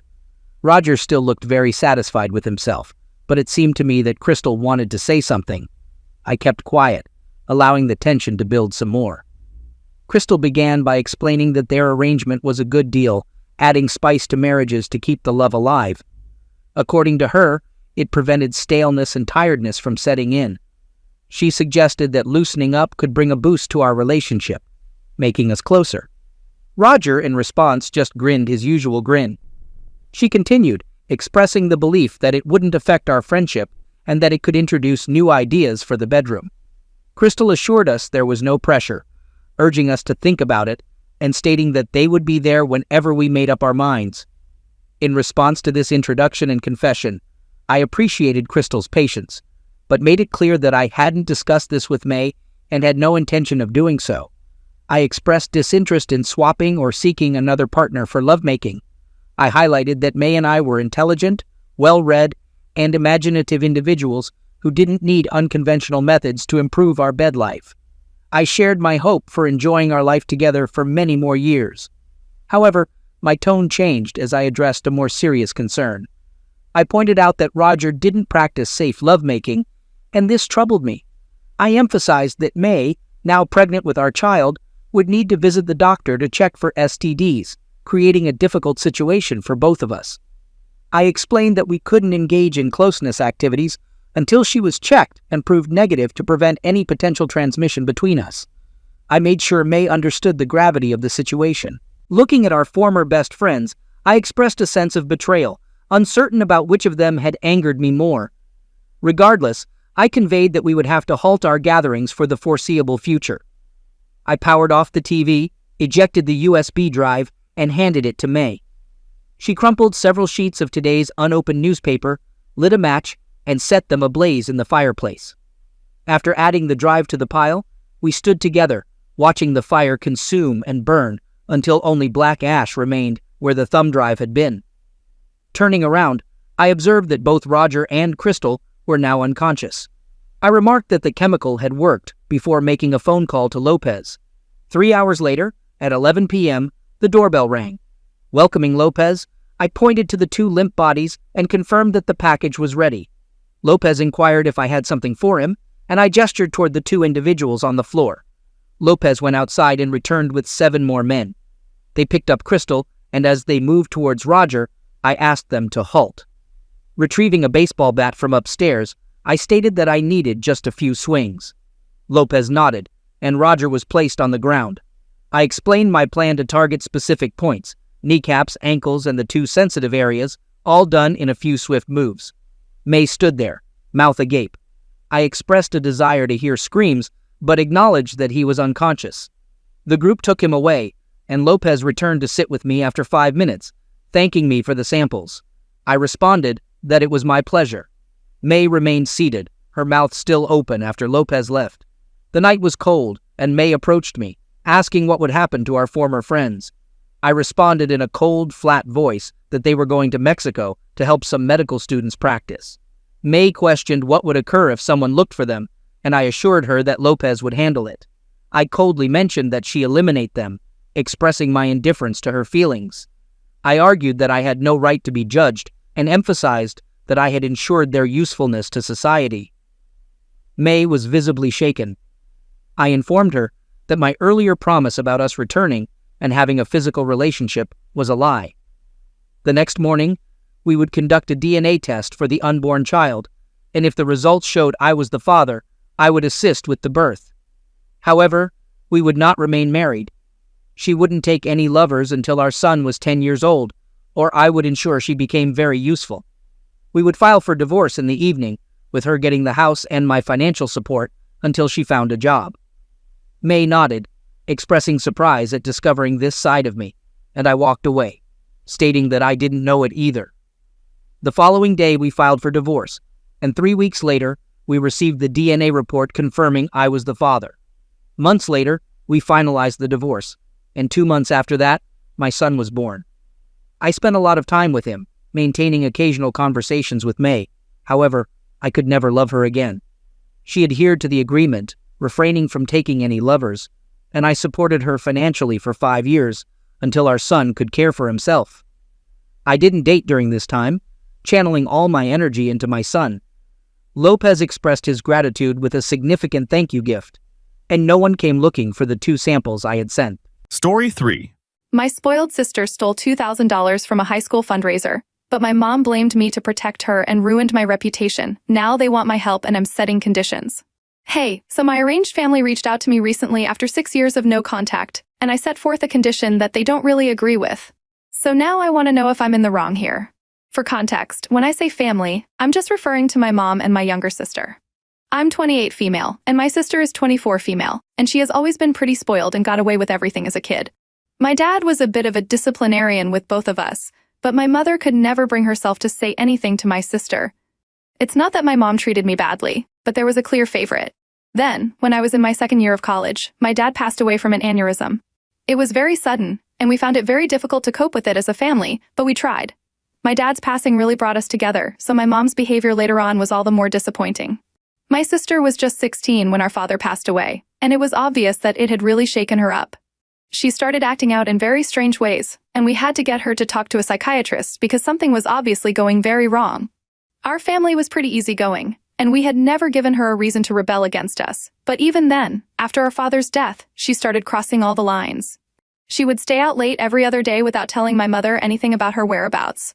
She had started drinking and smoking, and even though she never confirmed it, we were pretty sure that she was taking drugs. She got mixed up with the wrong crowd, essentially. In order to bring that under control, my mom had to step up and start going against her darling golden child. For a while, she really did. She tried her best to control my sister. She cut off her pocket money so she couldn't go out on her own, but that didn't seem to make a difference. She threatened to ground her, but even that did not seem to faze her, and she was way beyond these petty punishments. It was not until my mom said that she would turn all of them into the cops that they really started fighting. Pot has not been decriminalized in our state yet, so they could get into a lot of trouble for it, even if we put aside underage drinking and smoking. And even by just threatening my sister, my mom was seriously scaring her, so she was not happy about it. But eventually, my sister had to follow what my mom was telling her and quit everything, even hanging out with those friends that she used to. My mom forced her to start hanging out more with her old friends so she could get back on track and work towards the future. The last time that I saw my family in person was 6 years ago. I had gone back home for a couple of days to spend some time with them. My sister's school, my old high school, was hosting a bake sale to raise funds for some charitable cause that I don't really remember anymore. All I remember is that my mother had forced my sister to actively take part in it, and my sister was part of the planning committee. My mother and I also baked a bunch of cookies and set up a stall to contribute in our own little way and just be there for my sister. I thought I was doing a good thing. I had no idea what was about to come later. After the event was over, I had plans with a couple of friends to go out for a movie, so I left quickly. And it was just my mother and my sister who stayed back at school that day. When I came back home after the movie, nobody said anything to me, and everything was pretty normal. The next day, I went back to college like I was supposed to. It was then that I had some time, and I finally started realizing that a bunch of people from my high school had unfollowed me on Instagram. I had never had any issues with these people, and I was even friends with some of them back when I was in high school. So I had no idea why this was happening. After racking my brain for a couple of days, I decided to ask one of them what was going on and why they had unfollowed me. When I sent them that message, they replied to me saying that after everything I had done, I should just be glad that people hadn't started blocking me yet. That made no sense to me because, as far as I was concerned, I had done absolutely nothing. I tried to ask them what they were talking about, but they did not reply to me after that.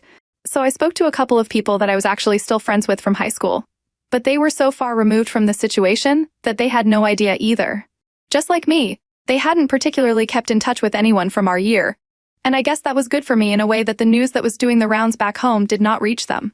Eventually, after not being able to make sense of what was going on, I decided to speak to my mom and tell her what was happening. And even though I had not thought that she would be able to tell me the truth, she was actually the one who finally explained what was going on. By then, almost 1 month had passed since the bake sale. When I told my mother about how everyone was behaving with me, she told me that she had come clean to me about everything. So that was when she finally told me that, since my sister had been on the committee, she had also stayed back with everyone else to count the money that they had made. And I guess when nobody was looking, she had swiped almost $2 grand. And it was quite a huge amount, so obviously people started noticing. They kept calculating and recalculating again and again until they had to come to the unpleasant conclusion that somebody had stolen the money. Everyone obviously first started suspecting my sister, but nobody really said anything. My mother had also figured out what was going on. So she decided to save my sister and throw me under the bus instead.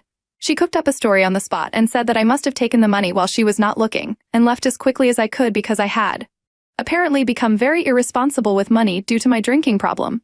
And since my mother had refused to keep sending money, I had decided to take it for myself and leave. She claimed that she had thrown me under the bus to save my sister's bright future. Apparently, I had already moved out for college and only came back home for a couple of days every month. So it was not like it made a difference to me what they thought of me. But my sister still had to live with these people, and if they found out that she was the one who had swiped the money that was supposed to go to charity, they would never let her live it down. So she had to do some quick thinking, and that's the plan that she came up with.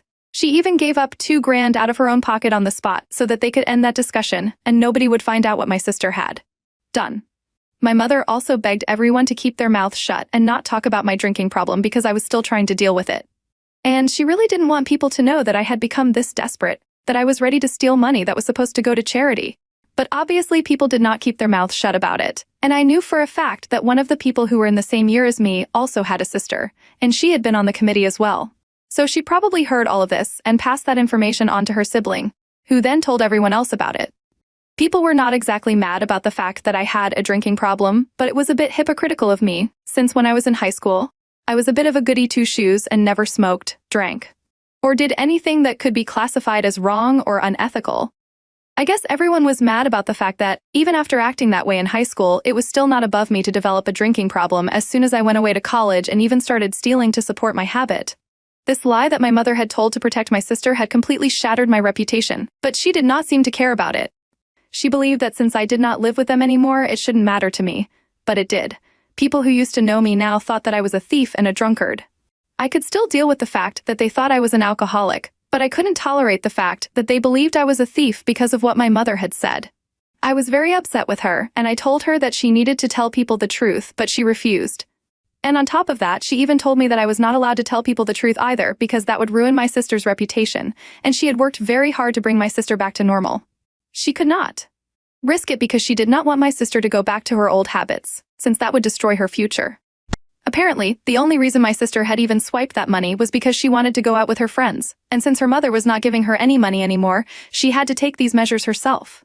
But after they came back home from the bake sale that day, my mother apparently told my sister that this was the last time she was bailing her out, and if she put another toe out of line, then my mother would not hesitate to turn her in, and then she would really be on her own. I guess my sister had not expected to get caught during the recount of the money, and that incident gave her a bit of a reality check. So she decided to turn over a new leaf, or maybe she didn't. I don't really know, since I haven't exactly been in touch with them.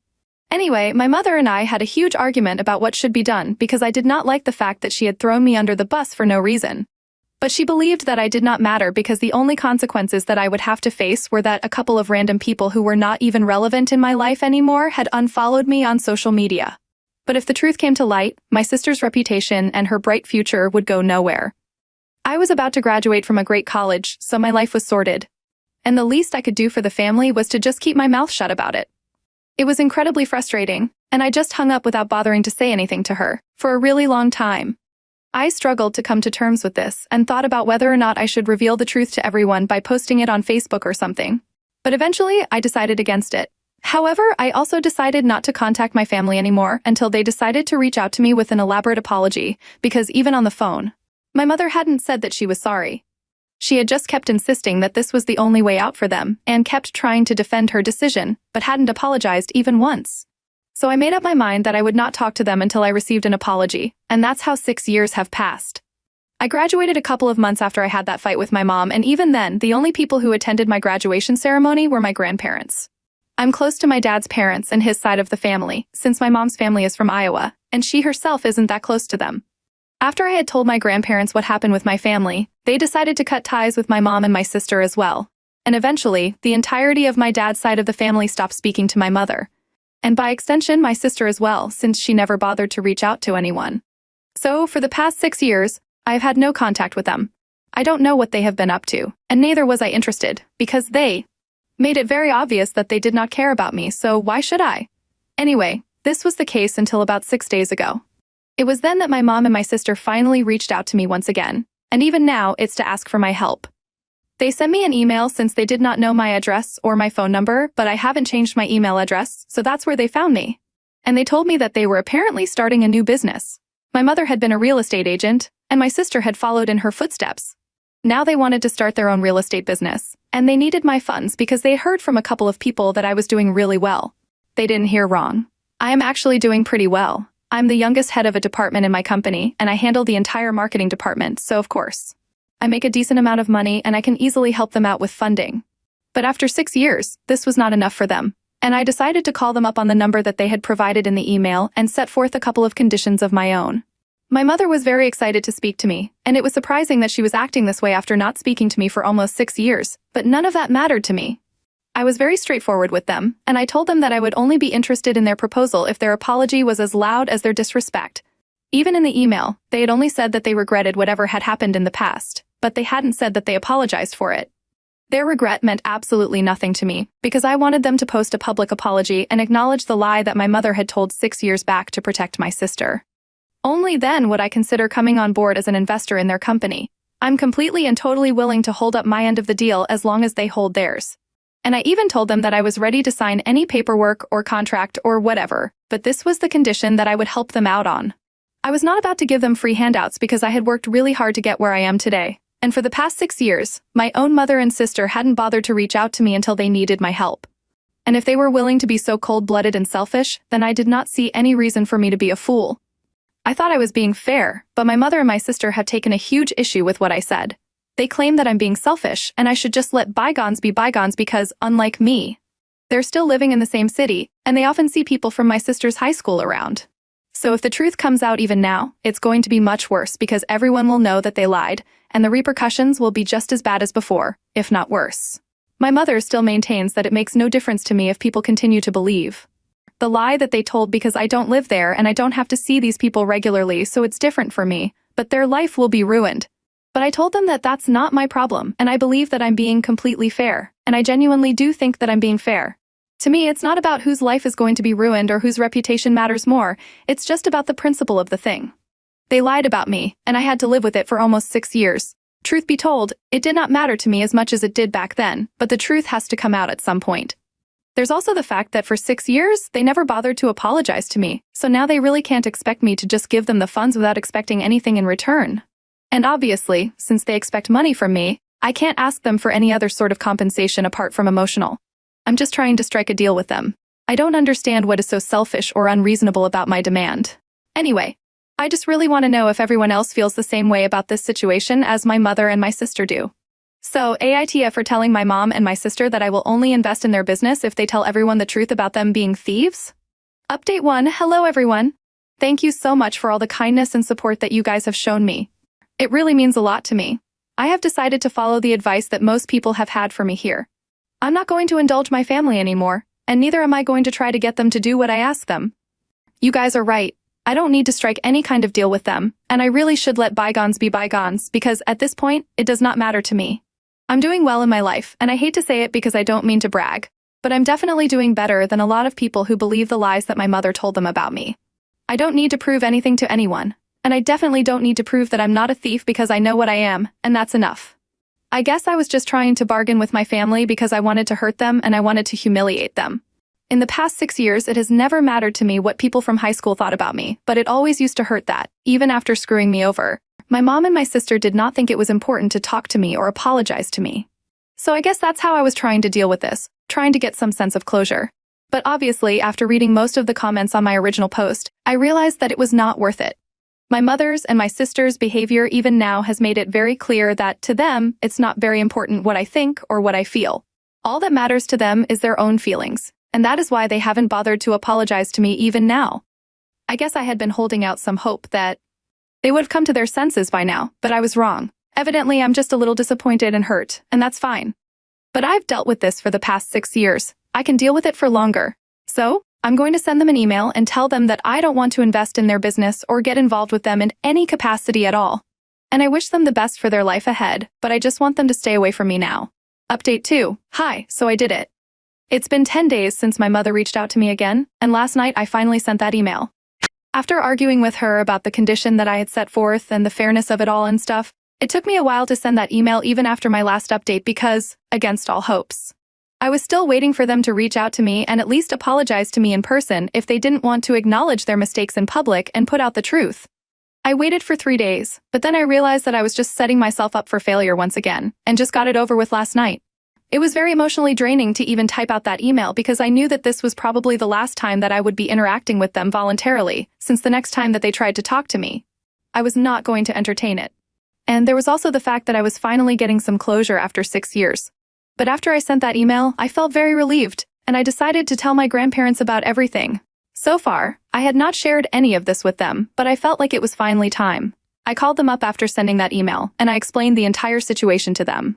I even told them about how I had set a condition for my mom and my sister, but eventually I had decided against getting involved in any capacity. And they actually told me that they were very proud of me for being the bigger person and just letting this go. They said that if I had contributed to their business and gotten involved with my family again because they apologized and acknowledged their mistakes on social media, it still wouldn't have repaired anything. As a matter of fact, that would have led to even more bitterness in our relationship. And the only thing that can truly fix our family would be a real apology from my mom and my sister. One that does not need them to be provided with an incentive to apologize, and that comes from the heart. Until then, nothing is ever going to be fixed. And as corny as it sounds, they are right about all of this. So I'm pretty happy about my decision, and I'm glad I decided to come here for advice because it proved to be pretty helpful. A lot of you in the comments had said that I should have just posted the truth on social media 6 years back, and said that it was pretty stupid of me to act like such a doormat and never speak my truth. But in all honesty, I just didn't want to screw up my sister's future. No matter what, they are still my family. And just because they haven't been good to me doesn't mean that I have to be the same way. Like I said, I have always been a goody two-shoes, and I don't think anything can change that. Anyway, I'm just going to stay out of this now and mind my own business. Update 3. So, a couple of days back, I sent that email to my mother, and she finally replied to it today. She said that she really wanted to meet me, and so did my sister, because obviously there are a lot of things that we have to talk about. They said that the only reason they haven't been able to come to me so far is because, even though they have asked a lot of relatives about where I live now, none of them have responded. They have even asked for my phone number, but even that has not been provided to them, and they really feel like this is something we have to sort out in person. In this email, my mother finally apologized. She told me that 6 years back she hadn't been thinking about me, and even now she realizes that she hasn't been thinking about my feelings.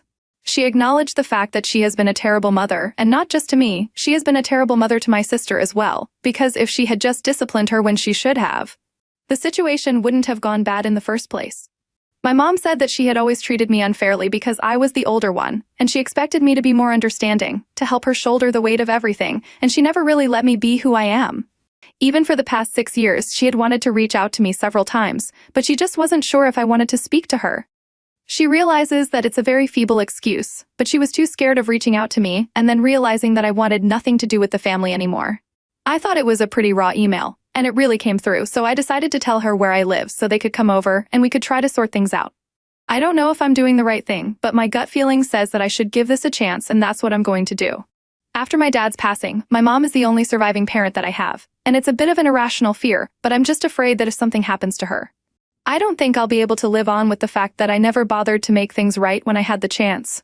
My dad was taken from me suddenly and without warning on a random Tuesday while I was still asleep in my college dorm room, and I think about it even now. So if I have the opportunity to make things right with my family, I'm going to try to do that. Update 4. Hey everyone, a lot of people were skeptical about my decision to invite my family home and try to sort things out with them, but I explained why I did that, and now that I've met them, I don't regret it. So, a couple of hours ago my mom and my sister came to my house, and I invited them in. I'm not going to sugarcoat things, it was incredibly awkward for the first couple of minutes, but after some small talk, my mom just said, "Who are we kidding?" and gave me a huge hug. I could feel her sobbing while she was hugging me, and she just kept apologizing over and over again. My sister also just sat on the couch and cried silently. And of course, if everyone else was crying, I couldn't hold back my tears either. Both of them said that they were really sorry for how they had treated me during the past 6 years and said that no matter how much they apologized, they would never be able to make up for it. And the fact that I had even bothered to invite them here to clear the air now was a huge deal for them. My sister thanked me for taking the fall for her back then and never exposing the truth, even though I could have done that very easily, and it probably would have been more believable for others as well. But I chose not to. I chose to protect her even when both of them had been horrible to me. They said that they wanted to have a fresh start with me, and just to demonstrate how serious they were. They said that they didn't even want any investment from me. They would manage on their own because they do not want me to think that I'm only a source of money for them. They just wanted to share the news of their new business with me, and had hoped for an investment earlier, but they now realized that they had been selfish. They were the ones who had only thought about themselves, not the other way around. I'm not really sure what led to this awakening, but I'm pretty glad that we had this conversation. And even though there's a long way to go for us, this is a start. We are going to try and keep in touch and try to mend these broken relationships. I have spoken to my grandparents about it as well, and they think that it's a good decision, so I'm glad that I did this. People make mistakes, but the ones who forgive when the time comes make more of a difference, so I'm hoping for the best now. Let's see where this goes. Story 4. Before all this began, I often found solace under the vast, open sky. As a child growing up in a quiet, unremarkable town, I would spend hours on the old wooden swing in our backyard, looking up at the stars and wondering what lay beyond the mundane world I knew. Those moments of wonder shaped me, planting a restless spirit that eventually drew me to the military. It wasn't a love for war, but a need to understand human resilience, to measure my courage against the chaos of the world. Years later, that same sky seemed both smaller and infinitely more complex. My path had taken me to distant places, harsh deserts, foreign lands, and battlefields where the stakes were life or death. Each mission carried its weight, but there was an odd comfort in the camaraderie we built, the unspoken bonds forged in fire. Even amid the chaos, there was a strange kind of order, a rhythm that only those who'd been there could truly understand. The sun dipped below the horizon in Kabul like it always did, somber yet striking, casting the rugged peaks in shades of crimson and gold, as if the earth itself mourned the fallen.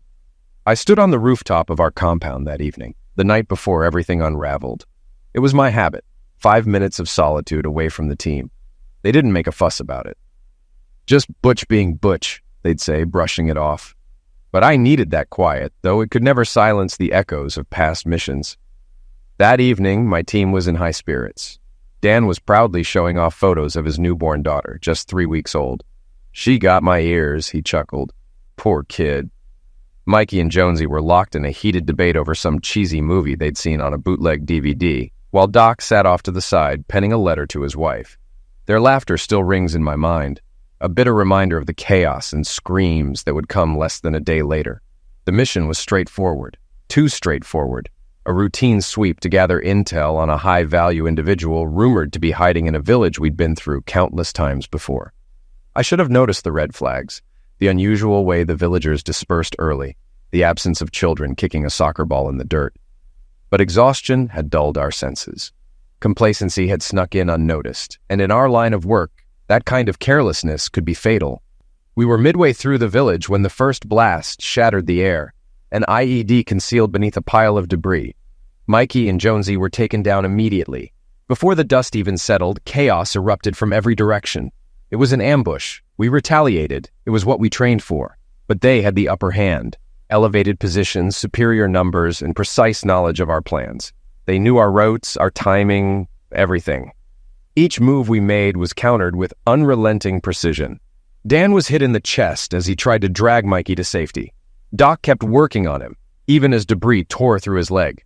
He passed away next to Dan, his hands still clutching bandages he never got to use. I don't recall when I was wounded. The chaos blurred everything: smoke, chaos, pain. I collapsed behind a crumbling wall, clutching my side where crimson poured like a broken faucet. They left me, assuming I wouldn't make it. Healing wasn't just about my body. The physical wounds patched up quicker than the turmoil brewing in my head. Weeks passed in that cold, clinical hospital bed while I replayed every choice, every move, questioning what I could have done differently. They called it survivor's guilt. Fancy term, but I didn't need jargon to tell me I was wrecked inside. By the time I was released, I'd already made my decision. I handed in my resignation. The Army didn't make it easy. My commanding officer pulled me aside, laid out all the right words.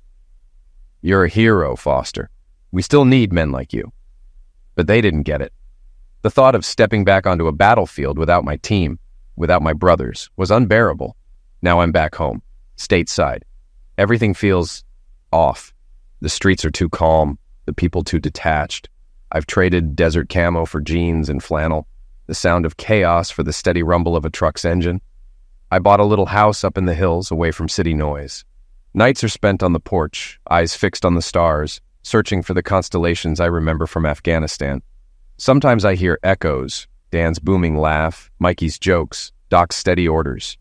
But they're not real, just fragments of memory, fading faster than I can hold on to them. The real ghost isn't them, it's the silence.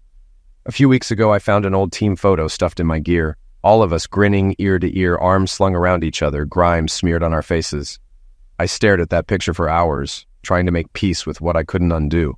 In the end, I buried it out back, planting a tree over it. Maybe I thought something new could grow out of all that loss. They say life goes on. Maybe it does. For me, though, it's less about living and more about surviving. Just making it through another day, because that's what they'd want. Because it's all I know. I came home, but the weight of everything followed me like a shadow. And then, one day, everything shifted in an instant. The coffee was bad, burnt, bitter, but it was hot, and it gave me something to hold on to, so I drank it anyway. The cafe was the kind of place with mismatched furniture and overpriced scones where you wonder why you even bother. I came here for the quiet, the kind that didn't feel overwhelming. I sat in a corner, back to the wall, eyes on the door. Old habits die hard. Life outside moved on without me. People walked by, laughing, chatting, living. And then they came in, 3 of them. Something was off immediately. The way their eyes swept the room, sharp and calculating. They weren't here for coffee. I've seen men like that before. Predators. Their movements had a purpose, like wolves circling prey. I followed their gaze to a man in his 60s, well-dressed in a sharp suit, seated by the window. He wasn't alone. 2 bodyguards flanked him, both large and alert, earpieces discreetly tucked away, but not alert enough. The first crack shattered the uneasy calm of the cafe. Chaos erupted. One bodyguard moved fast, but not fast enough. The second hit landed square.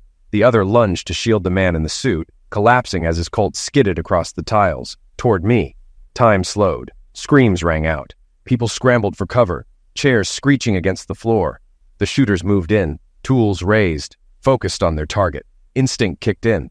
The fallen pistol was at my feet. I grabbed it and fired. The jolt ran through me, a grim familiarity. My first hit struck the lead assailant squarely. He went down. The second turned, stunned, long enough for me to send another into his side. The third ducked behind a table, lashing out wildly. Wood splinters flew as debris tore through the counter near my head. I crouched low, moving to flank him. My heart thundered, adrenaline cold and sharp, but my hands stayed steady. When I popped up, I acted twice. The first move missed. The second struck his shoulder, spinning him to the ground. His tool clattered away as he cried out. Silence. The acrid smell of gunpowder lingered. I stood there, pistol still raised, scanning for threats. The old man was alive, untouched, staring at me with an unreadable expression. His remaining bodyguard bled out on the floor. Slowly, people emerged from under tables, their faces a mix of fear and awe. Someone whispered, "He saved us." I didn't feel like a hero. My ears rang, my chest felt tight. The pistol in my hand seemed impossibly heavy. The old man spoke, his voice calm, measured. "You have good aim." I didn't reply. He stood, adjusting his jacket as though he hadn't just dodged death. "Do you know who I am?" "No," I said, my voice hoarse. "Good," he said with a nod. "But I know who you are, and I owe you my life." I didn't want his gratitude or anything else. I just wanted to vanish back into the quiet. But something told me that wasn't in the cards. When the cops arrived, I stayed put, the tool laid on the table, my hands resting beside it.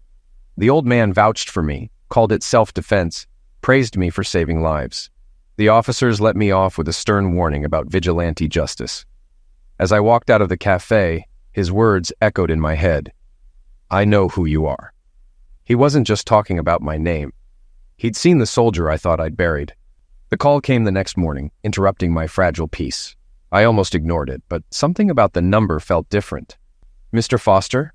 The voice was calm and professional. "This is Chief Nathan Rhodes. I need you to come down to the station."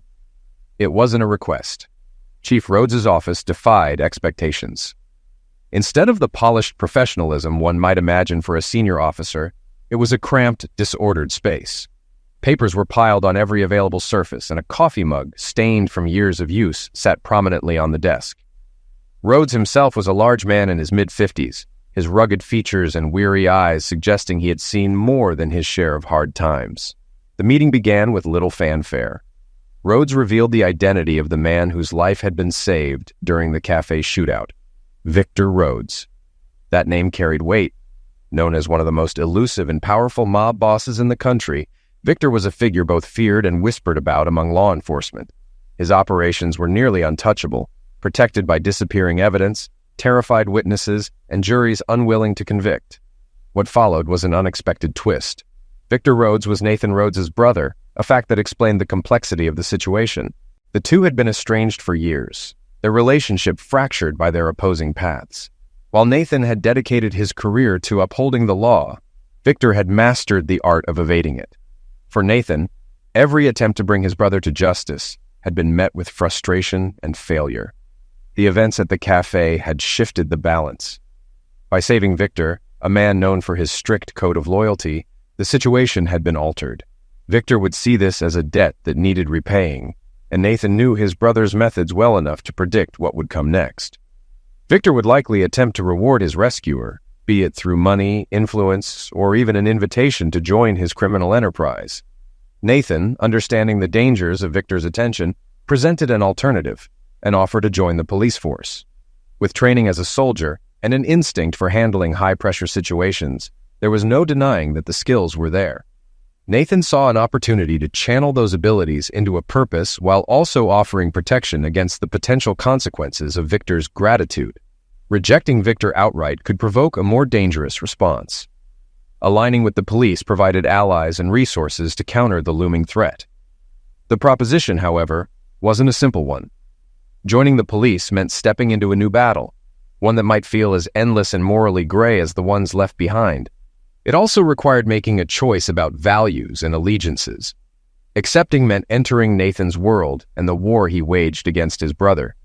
Refusing meant standing alone, vulnerable to the unpredictable force that Victor represented. Leaving the office, the weight of the situation hung heavily.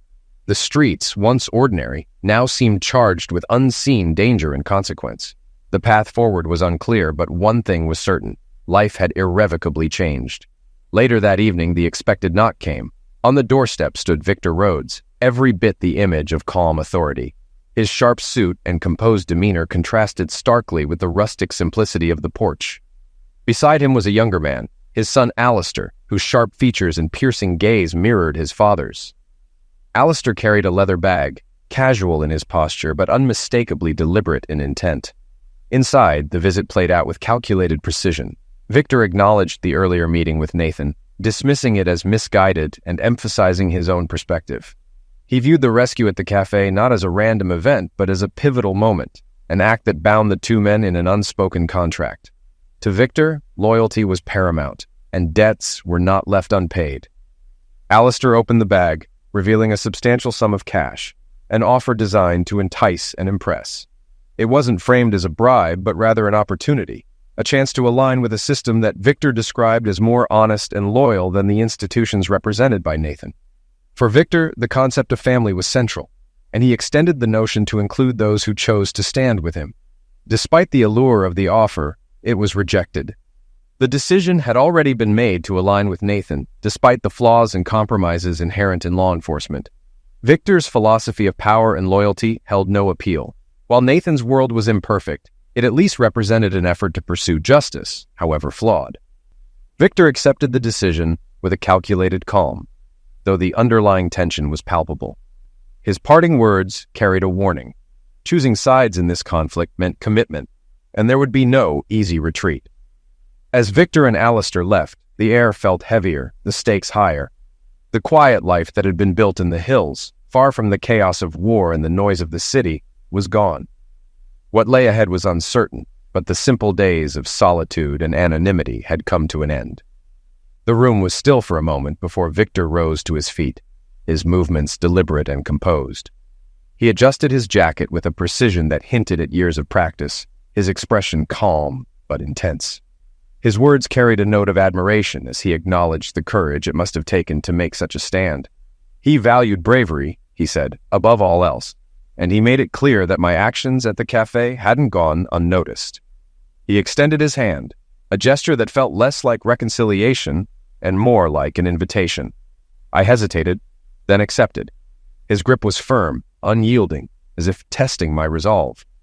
Victor left an open-ended offer. If I ever needed him, real help, as he put it, I would know where to find him. It wasn't just an offer, it was a statement, a declaration that our paths might cross again. Alistair followed his father's lead, stepping forward to shake my hand. His demeanor was warmer, more approachable, and his words carried a strange kind of respect for my decision. He called me a man with the heart of a brother, even if our allegiances didn't align. There was no disappointment in his tone as he zipped the leather bag shut, the rejection of their offer seemingly treated as just another move in the intricate game they played. Victor paused at the door before leaving, casting one last look over his shoulder. He left me with parting words that felt like both a compliment and a warning. Men like me, he said, were needed in this world regardless of which side we chose. Then the door closed behind them, leaving me alone in the stillness of my house. I stayed in place for a long time, staring at the empty spot where the bag of cash had rested. The sheer weight of the offer, $250,000, lingered in my mind. It could have changed everything, brought a kind of comfort and security I hadn't known in years, but it wouldn't have bought back my integrity. That much was clear. Victor and Alistair had been sincere in their own way. I didn't doubt that. Yet loyalty to their world came with a cost I wasn't willing to pay. I had drawn my line in the sand, and I knew it would take everything I had to keep it. Pouring myself a glass of whiskey, I sat at the table, my thoughts heavy with the realization that the conflict wasn't over. It had only shifted to a new battlefield. Adjusting to life on the police force was no small feat.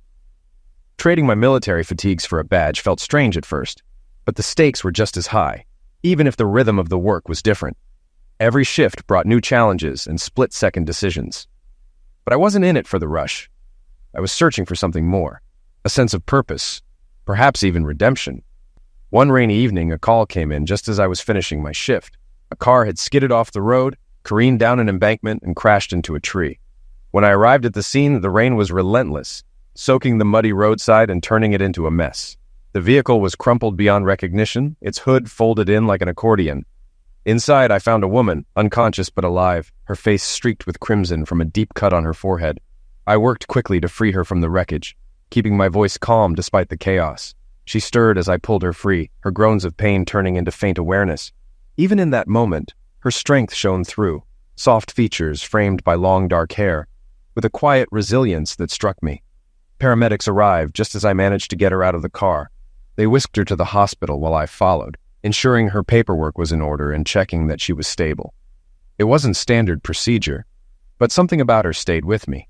When I visited her hospital room the next day, she was awake, her bandaged head resting on the pillow. She offered me a weak but genuine smile, thanking me for saving her life. Her name was Lily Carter. As we exchanged a few words, I felt a pull I hadn't experienced in years, a sense of connection that caught me off guard. After she was discharged, I stopped by her house to check in. She seemed surprised, but grateful for the gesture. We talked for a while, and before I realized it, I found myself asking if she'd like to grab coffee sometime. She hesitated briefly before agreeing, her smile making the moment feel light and unforced. What began as one coffee turned into something more. Days blended into weeks marked by late-night conversations, shared meals, and laughter that made the weight of the world seem a little easier to carry. Lily had a way of bringing warmth into the quiet spaces of my life, filling the once-empty house with light and noise. A few months later, she moved in. It wasn't planned. It just happened naturally, the way most good things do. We'd spend our evenings on the couch, her head resting on my shoulder, talking about everything and nothing. She asked about my time in the army, about the scars I carried, both visible and invisible. I didn't share everything, but for the first time in a long time, I felt like I could.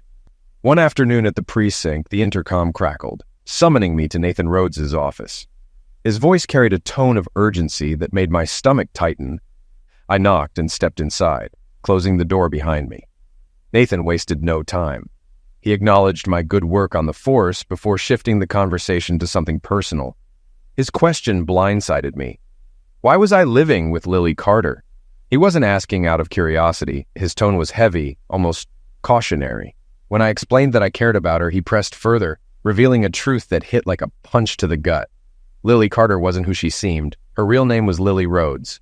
She was Victor's daughter. The revelation felt like a bomb detonating, leaving me reeling in its aftermath. I struggled to process it, my mind racing with questions. This wasn't just personal. It was the collision of two worlds I had fought to keep separate. And it was only the beginning. Nathan leaned in, his gaze piercing as he laid it all out. Victor Rhodes wasn't just Lily's father. He was a shadow she'd been running from her entire life. She'd taken her mother's last name to distance herself from the infamy, to carve out a separate identity. But despite her efforts, the truth remained. She was his daughter.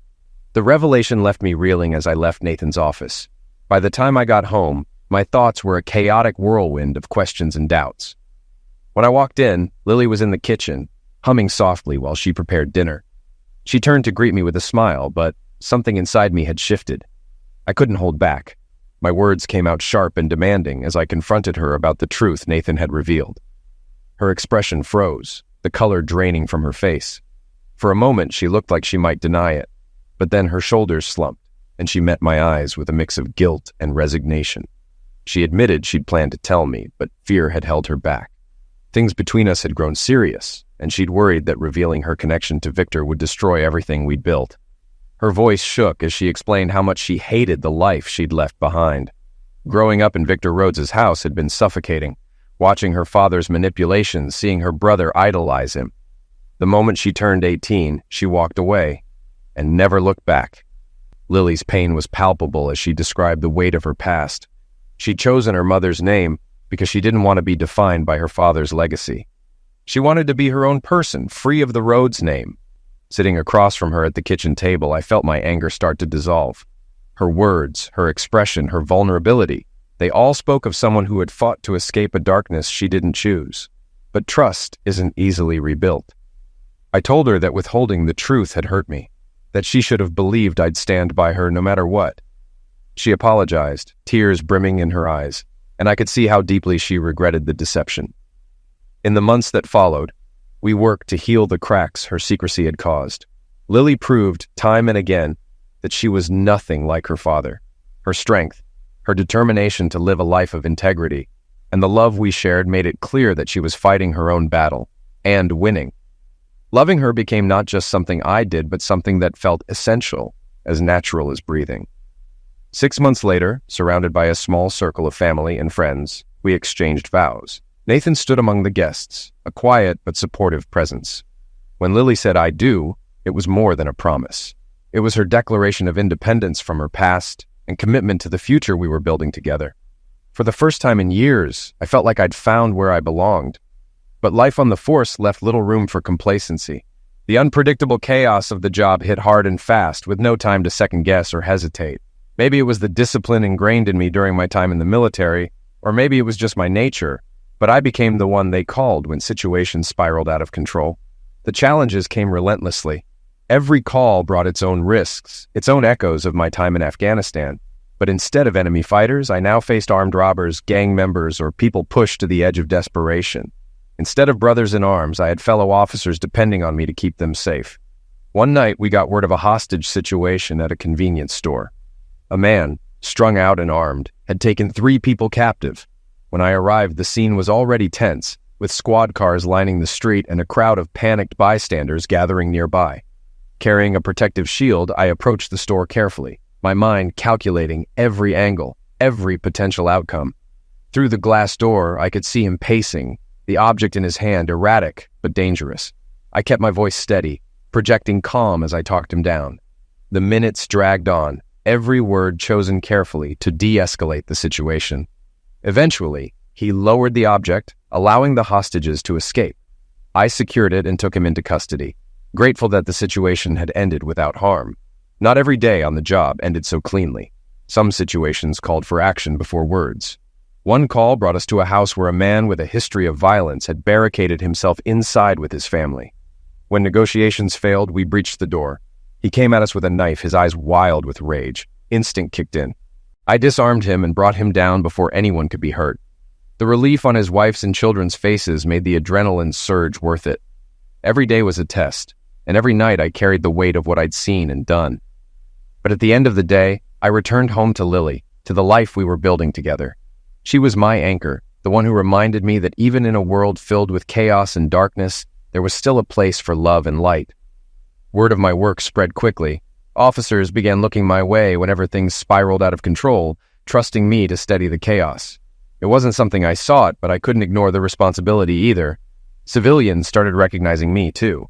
A mother would thank me for saving her child, or a shop owner would shake my hand after I stopped a robbery. Their gratitude reminded me of why I chose this path. It was about making a difference, about standing firm when others couldn't. But the weight of it all wasn't easy to carry.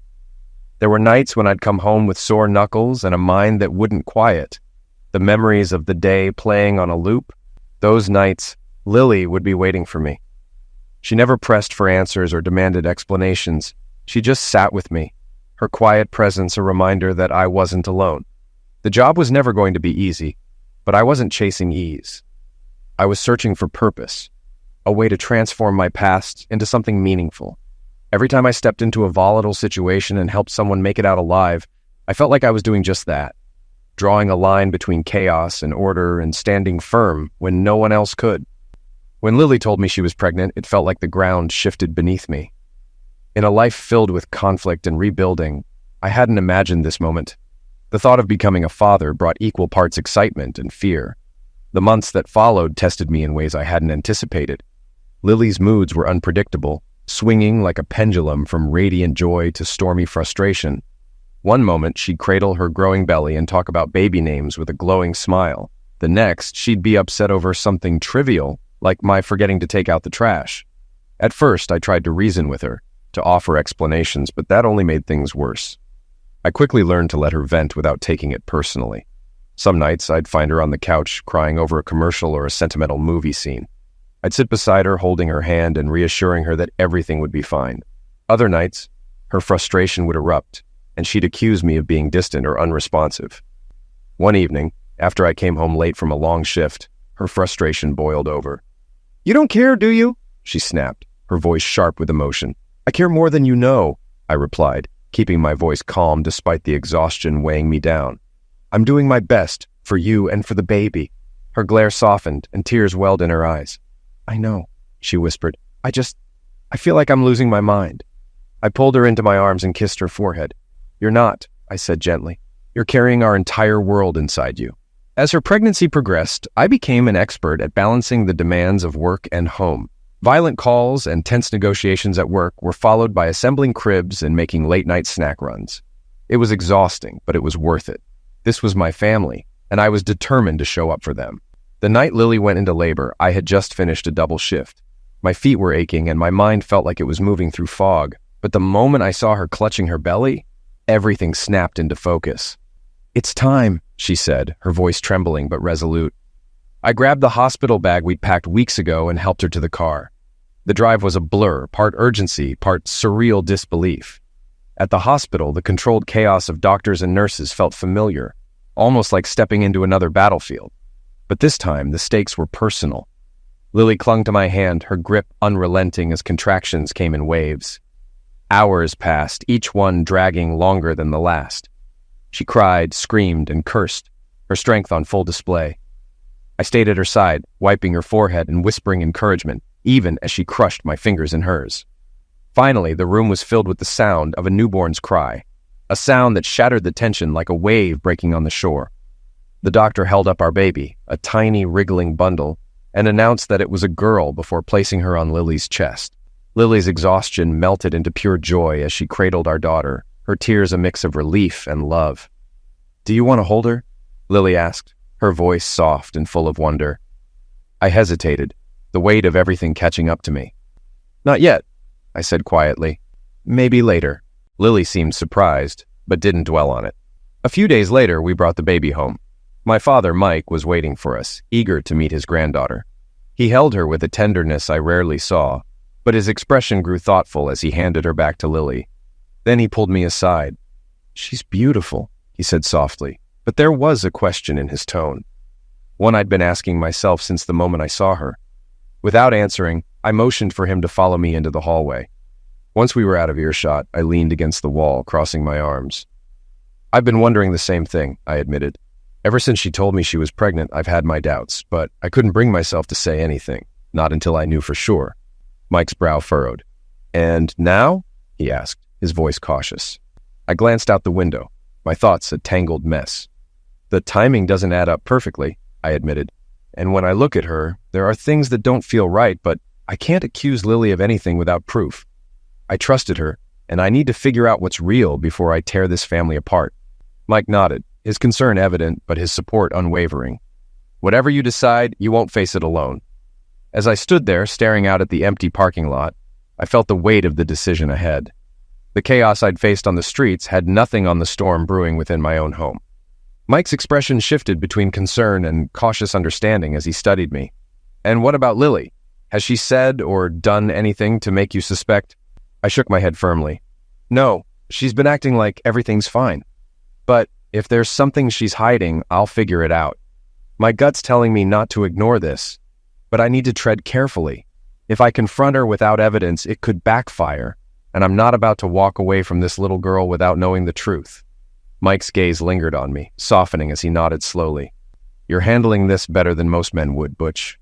A lot of people would have lost their heads by now." A bitter smirk tugged at my lips. "Keeping calm doesn't mean I'm not furious, Dad. If she's betrayed me, it cuts deep. But I've learned to wait for the right moment before acting. Anger's useless without direction." He reached out and placed a steadying hand on my shoulder. "You deserve answers, son. Whatever they turn out to be, I know you'll handle it." "You always do." I nodded, my jaw tightening.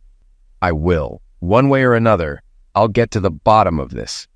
When I walked back into the room, Lily stirred in the bed, her tired eyes lighting up as she smiled at me. I forced a smile back, burying the storm of emotions threatening to surface. For now, I needed to keep up appearances. Whatever lay ahead, I owed it to myself and my daughter to uncover the truth. Later, I stood in Nathan's dimly lit office, the weight of my suspicions pressing down as I explained the situation. Each word was heavy, bitter as I recounted the details. This wasn't just about Lily or the baby. This was about trust and whether mine had been misplaced. Nathan listened silently, his eyes sharp and thoughtful, nodding occasionally as I spoke. When I finally stopped, the silence stretched before he leaned back in his chair and steepled his fingers. "You're sure about this?" he asked, his voice low and even. "I don't want to be," I admitted, my teeth clenched. But the signs are there. I can't ignore them. I need to know the truth, for my own sanity and for that little girl. Nathan sighed, running a hand down his face. All right, but we're doing this the right way. No shortcuts, no bending the rules. If Lily's hiding something, we'll find out. But we don't cross any lines. Agreed? I nodded firmly. Agreed. Within the hour, Nathan had pulled together a team.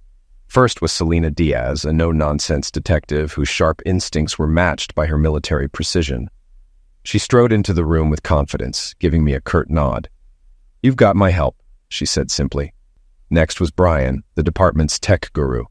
Nervous but brilliant, he was the kind of guy who could turn a digital breadcrumb into a trail. "We'll keep it clean," he assured me, adjusting his glasses. "No way she'll know we're watching." Two plainclothes officers, Reed and Carmichael, rounded out the team. Their task was straightforward: monitor Lily's movements from a distance and report back. That night, while Lily slept, I installed the surveillance equipment. A tiny camera in the living room, one in the kitchen, a recorder under her car's dashboard, and a tracker on her phone, all feeding into Brian's secure system. Each step felt like a betrayal, but the alternative, living in the dark, was worse. The following morning, we gathered in a small precinct conference room. Nathan stood at the head of the table, his tone serious as he laid out the plan. "This isn't a typical investigation," he began. "Butch needs clarity, and we're going to provide it. Selena, you'll coordinate the team. Brian, monitor the feeds and flag anything unusual. Reed and Carmichael, stay invisible on foot surveillance. Butch, stay out of it until we have something concrete." "Understood," I said, though every instinct screamed against taking a back seat. Nathan added, "Butch, get a DNA sample from the baby. That's non-negotiable." I nodded, suppressing the tight knot forming in my chest. For days, I went through the motions, splitting my time between work and home, pretending nothing had changed. Lily's routines seemed unremarkable: shopping, park visits, errands. But every time she smiled or laughed, doubt clawed at me. Was it genuine, or was she hiding something? It wasn't until Brian called me one afternoon that the facade began to crack. His voice was tense as he told me to get to the precinct immediately. When I arrived, he was hunched over his laptop, Selena and Nathan standing behind him. "What do you have?" I asked, my voice sharper than I intended. Brian hit play on a video from the living room feed. Lily was on the phone, her tone low but distinct. "She looks just like you, dear," she said, pausing before adding, "No, Butch has no idea. He's clueless." My fists clenched as I stared at the screen. "Who was she talking to?" I demanded. Brian shook his head. "The number belongs to someone named Alex Brown. It's flagged in our system, but we're still digging." Nathan's expression hardened. "This isn't proof yet, but it's a start." I nodded, forcing myself to stay calm. "Keep looking. I need to know everything." The resolve inside me solidified as I left the room. If there was any betrayal, any deceit, I'd find it, even if it meant unraveling everything I thought I knew. A few days later, Brian's grim expression told me he had found something. Without a word, he opened his laptop and gestured for me to sit. The screen glowed in the dim office light, and his voice was heavy as he began. "This won't be easy to hear."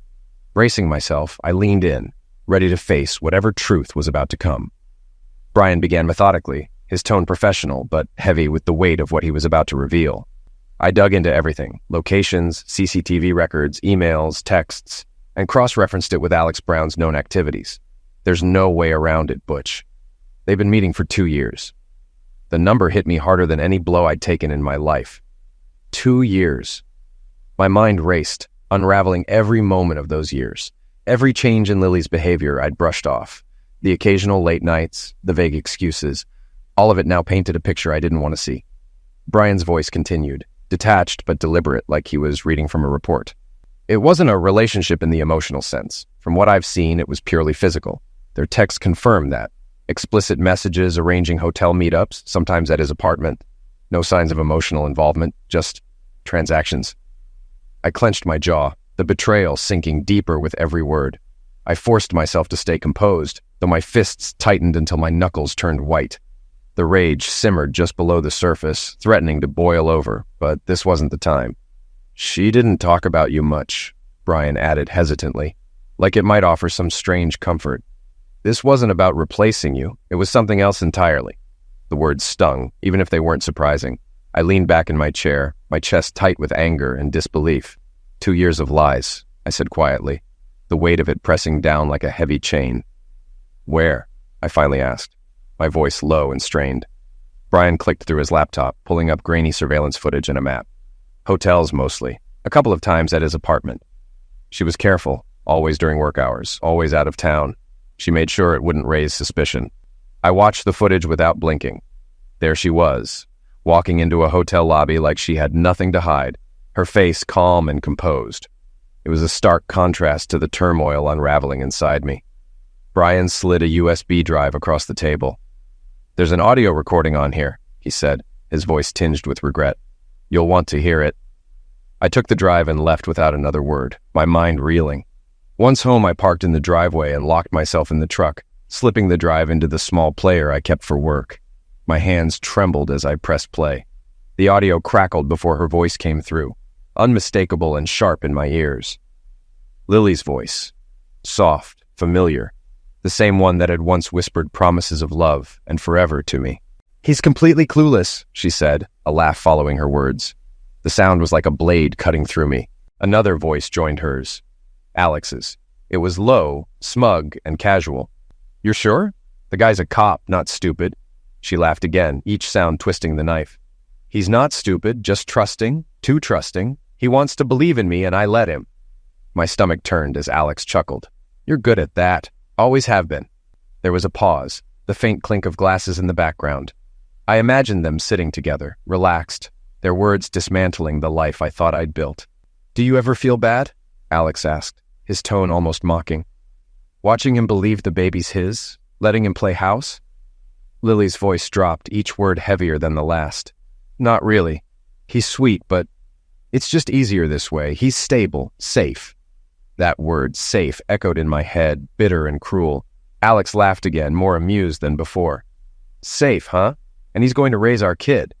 Talk about the ultimate win." Lily's reply was lighter, almost dismissive. "It's not a win. It's just practical. You don't want to be tied down, and I don't want the drama. This way, everyone's happy." "Everyone?" Alex teased, the mocking edge in his tone clear. She laughed softly. "Okay, maybe not everyone. But it works, doesn't it?" The recording ended with static, but their laughter lingered long after. I sat there in the silence of my truck, the weight of their words crashing over me.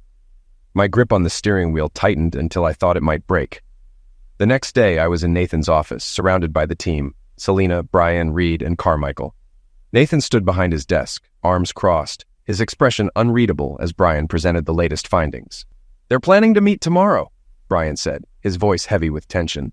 "At your house, Butch. Alex thinks you'll be on patrol." The room was still as the words hung in the air. I felt a cold fury settle over me, my jaw clenched so tight it ached. "At my house," I said quietly, the words bitter on my tongue. Brian nodded, his expression uneasy. "She sent him a text. Everything's arranged. She's confident it's safe." That damned word again. Safe.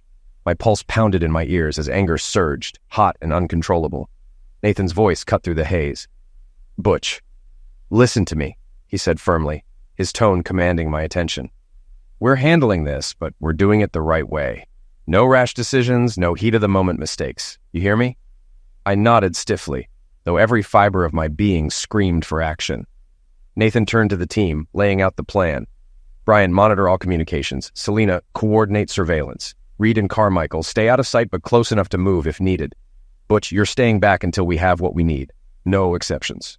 I nodded again, though it took everything in me to keep quiet. Nathan's gaze softened, his tone firm but supportive. "You're not alone in this, Butch. We'll make sure they regret every second of thinking they could get away with this." I didn't trust myself to speak, so I simply nodded. Tomorrow would bring the confrontation they didn't see coming. They thought they could turn my home into their playground. They thought wrong. The day had come. The alert from Brian pinged on my phone. Alex Brown had entered my house. Surveillance footage confirmed what I already feared. Lily greeted him at the door in black lingerie, her demeanor calm, her actions deliberate. The sight of their embrace on the screen, his hands on her kiss on his lips, ignited a fury that had been simmering for weeks. As I parked outside the house, my heart hammered, not with fear, but with a cold, calculated rage. I entered the home without a sound. the door swinging open with a quiet finality. Voices drifted from upstairs, muffled laughter and whispers coming from our bedroom. Each step I took felt heavier than the last, my pulse steady but my resolve hardening. The scene that greeted me when I opened the door was worse than I had imagined. There they were, entangled on the bed, utterly oblivious. My bed, my sanctuary. It took less than a second for the dam inside me to burst. Before Alex had time to react, I lunged, my fist colliding with his jaw in a sickening crunch. He stumbled back, dazed, but I didn't stop. Months of betrayal and humiliation poured out with every punch, every strike landing with a force I didn't know I possessed. He tried to shield himself, sputtering protests, but I wouldn't give him the chance. You think you can walk into my house, and do this? My voice echoed through the room as I grabbed him by the collar, slamming him into the dresser. A red streak appeared beneath his nose, and the smugness in his expression dissolved into pure terror. Pulling out my cuffs, I growled, "You're under arrest, trespassing, indecent conduct. Take your pick." Behind me, Lily scrambled off the bed, clutching the sheet to her chest. "Butch, stop! Please, it's not what you think!" Her voice was high-pitched, panicked, but I didn't turn to face her. "It's exactly what I think," I spat, my voice low and venomous. "Don't insult me by pretending otherwise." Before she could respond, Selena appeared in the doorway, her arrival as abrupt as a storm breaking. She assessed the scene with a cool, razor-sharp gaze, then walked straight to Lily. Without a word, her hand struck Lily's face with a sharp crack, sending her sprawling to the floor. "Enough," Selena said, her tone cold and unyielding. She pointed at Lily, who stared up at her in shock. "You're going to cooperate, and you're going to file charges against him, now." Lily shook her head, trembling. "I can't," she whispered. Selena's eyes narrowed. "You will, or I'll make sure we find enough evidence to ruin your life in ways you can't even imagine. Am I clear?" Lily looked at me, her face pale, tears spilling freely. "I'm sorry," she murmured, the words barely audible. The chaos only intensified as the police arrived, the sound of sirens cutting through the air. Nathan walked in moments later, his presence steady and commanding. He wasn't alone. Behind him stood a woman I recognized from the files Brian had shown me earlier, Alex's wife, Becky. Becky's gaze swept over the scene, Alex bruised and restrained, Lily disheveled and wrapped in a sheet, and her face twisted with fury. Without hesitation, she charged at Alex, her fists flying. No one moved to stop her. Her strikes landed, each one fueled by betrayal and rage. Alex cowered, unable to defend himself. When she finally turned to Lily, her voice was venomous. "And you!" she snarled, advancing on her. "You disgusting, pathetic homewrecker!" Becky struck Lily across the face, her nails clawing as she screamed obscenities. Lily collapsed to the floor, sobbing, trying to shield herself.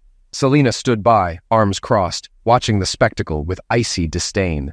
When Becky finally stepped back, breathing heavily, she turned to Alex with a look of finality. "We're done," she said. "Do you hear me? Done. And if you come near me or the kids again, I'll make sure you regret it." Nathan motioned for the officers to take Alex away. As they dragged him out the door, his head hung low. But I knew this wasn't the end of it. Not yet. Lily sat slumped against the wall, her face streaked with tears, trembling under the weight of everything that had just unfolded. I stared down at her, my expression cold and unyielding. Any warmth I'd once felt for her had been extinguished. "Get up," I said, my voice low but sharp enough to make her flinch. She looked up at me, her lips quivering. "Butch, please, Don't," I cut her off. "You don't get to explain. You don't get to justify this." I stepped closer, towering over her. "You're going to take the baby and leave tonight. I don't care where you go, but you're not staying here. This house, it's mine. You have no place in it anymore." Her eyes widened, and she shook her head desperately. "Please, Butch, let me—" I leaned in, meeting her gaze with every ounce of the fury and betrayal I felt. "I'm filing for divorce, and if you even think about fighting me on it, remember this. I have everything. Every text, every email, every recording, and now this."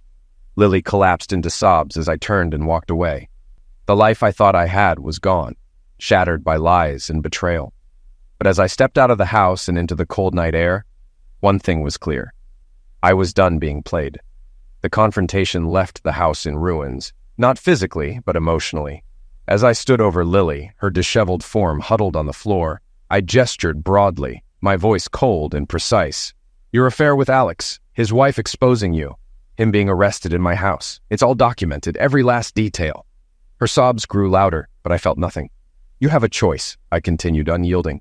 Sign those divorce papers and leave quietly, or I'll make sure the world knows the truth. Every disgusting piece of it." She reached out, her voice trembling. "I made a mistake. Stop," I interrupted sharply, the words cutting through her excuses. "You don't get to play the victim. You chose this. You betrayed me, disgraced me, and tore apart everything we built. Now you can live with it." Her hand fell to her side, and she dissolved into tears, shoulders shaking with the weight of her defeat. I straightened, the decision made. Get out, tonight.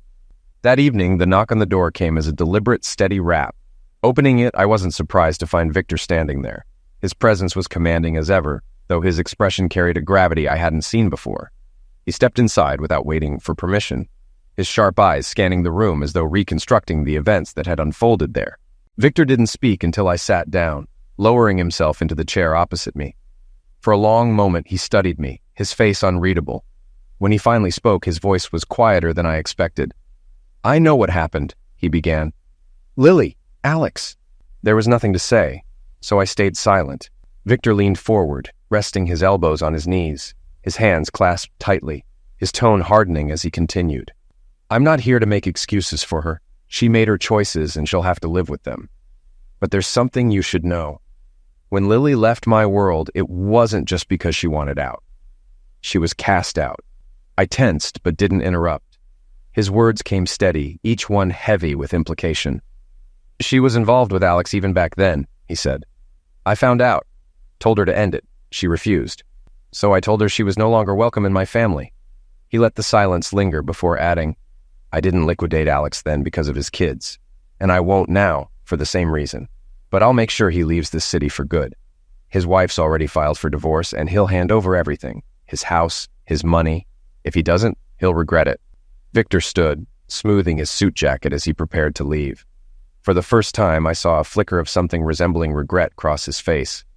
"I thought I raised her better," he said softly, "but maybe my sins caught up with me through her." Before leaving, he turned back, his sharp gaze meeting mine. "If you ever need anything, Butch, you know where to find me." And just like that, he was gone. 2 days later, the news came quietly. Alex had been released from custody. But by midday, rumors spread. A black van with tinted windows had picked him up outside the station. After that, Alex Brown disappeared without a trace. That evening, Becky called me. Her voice was shaky, almost disbelieving, as she told me that Alex had already signed the divorce papers. "The house, the accounts, it's all in my name now," she said. She paused, her tone breaking slightly. I don't know how, but I know this wasn't just him deciding to do the right thing. I didn't ask questions, I didn't need to. As for Lily and the baby, they vanished as though they'd never been. No goodbye, no explanation, just silence. A part of me had expected it, but the emptiness still lingered. I poured myself a drink that night, sitting alone in the house that had once been filled with memories. Now, it was quiet, too quiet. The weight of it all pressed down on me as I let the night stretch endlessly. Nathan called me into his office the next day. His tone left no room for delay. When I stepped inside, I froze. Sitting across from Nathan, cradling Lily's baby in his arms, was Victor. His calm composure was unnerving, but it was the faint smile that unsettled me the most. Nathan gestured for me to close the door. I did, every muscle in my body taut with suspicion. "Lily's missing," Nathan said, his tone grim. "Victor's been looking for her, but there's no trace." I turned to Victor, my voice low but steady. "Is she alive?" Victor didn't flinch. Slowly, he stood, adjusting the baby in his arms. "File for divorce," he said simply. "Site abandonment. It will be finalized in a few years." Then he moved closer, his gaze softening as he looked at the child in his arms. When he spoke again, his voice carried an eerie finality. "This time, I won't make any mistakes." Without another word, he left, his presence lingering like a shadow. Days turned into weeks. Victor left the city, claiming he was stepping away from his business for good. Nathan didn't buy it, and neither did I. "Someone will fill the vacuum," Nathan said, his voice resigned. "It's just a matter of time. All we can do is make sure they're not as dangerous or as smart as Victor." His words settled like a grim reminder. The game didn't stop. It only shifted. Life moved on, though it felt like a different world entirely. The betrayal, the chaos, and the pain. It was all part of a past I couldn't escape, but I refused to let it define me. I stayed on the force, finding a new rhythm with the team I'd grown to trust. Selena, Brian, Nathan. They weren't just coworkers, they were family. We fought battles on and off the streets, but we had each other's backs no matter what. In the end, that's what mattered. Through all the mess, I found something solid, something real, and for the first time, I felt like I was exactly where I was meant to be,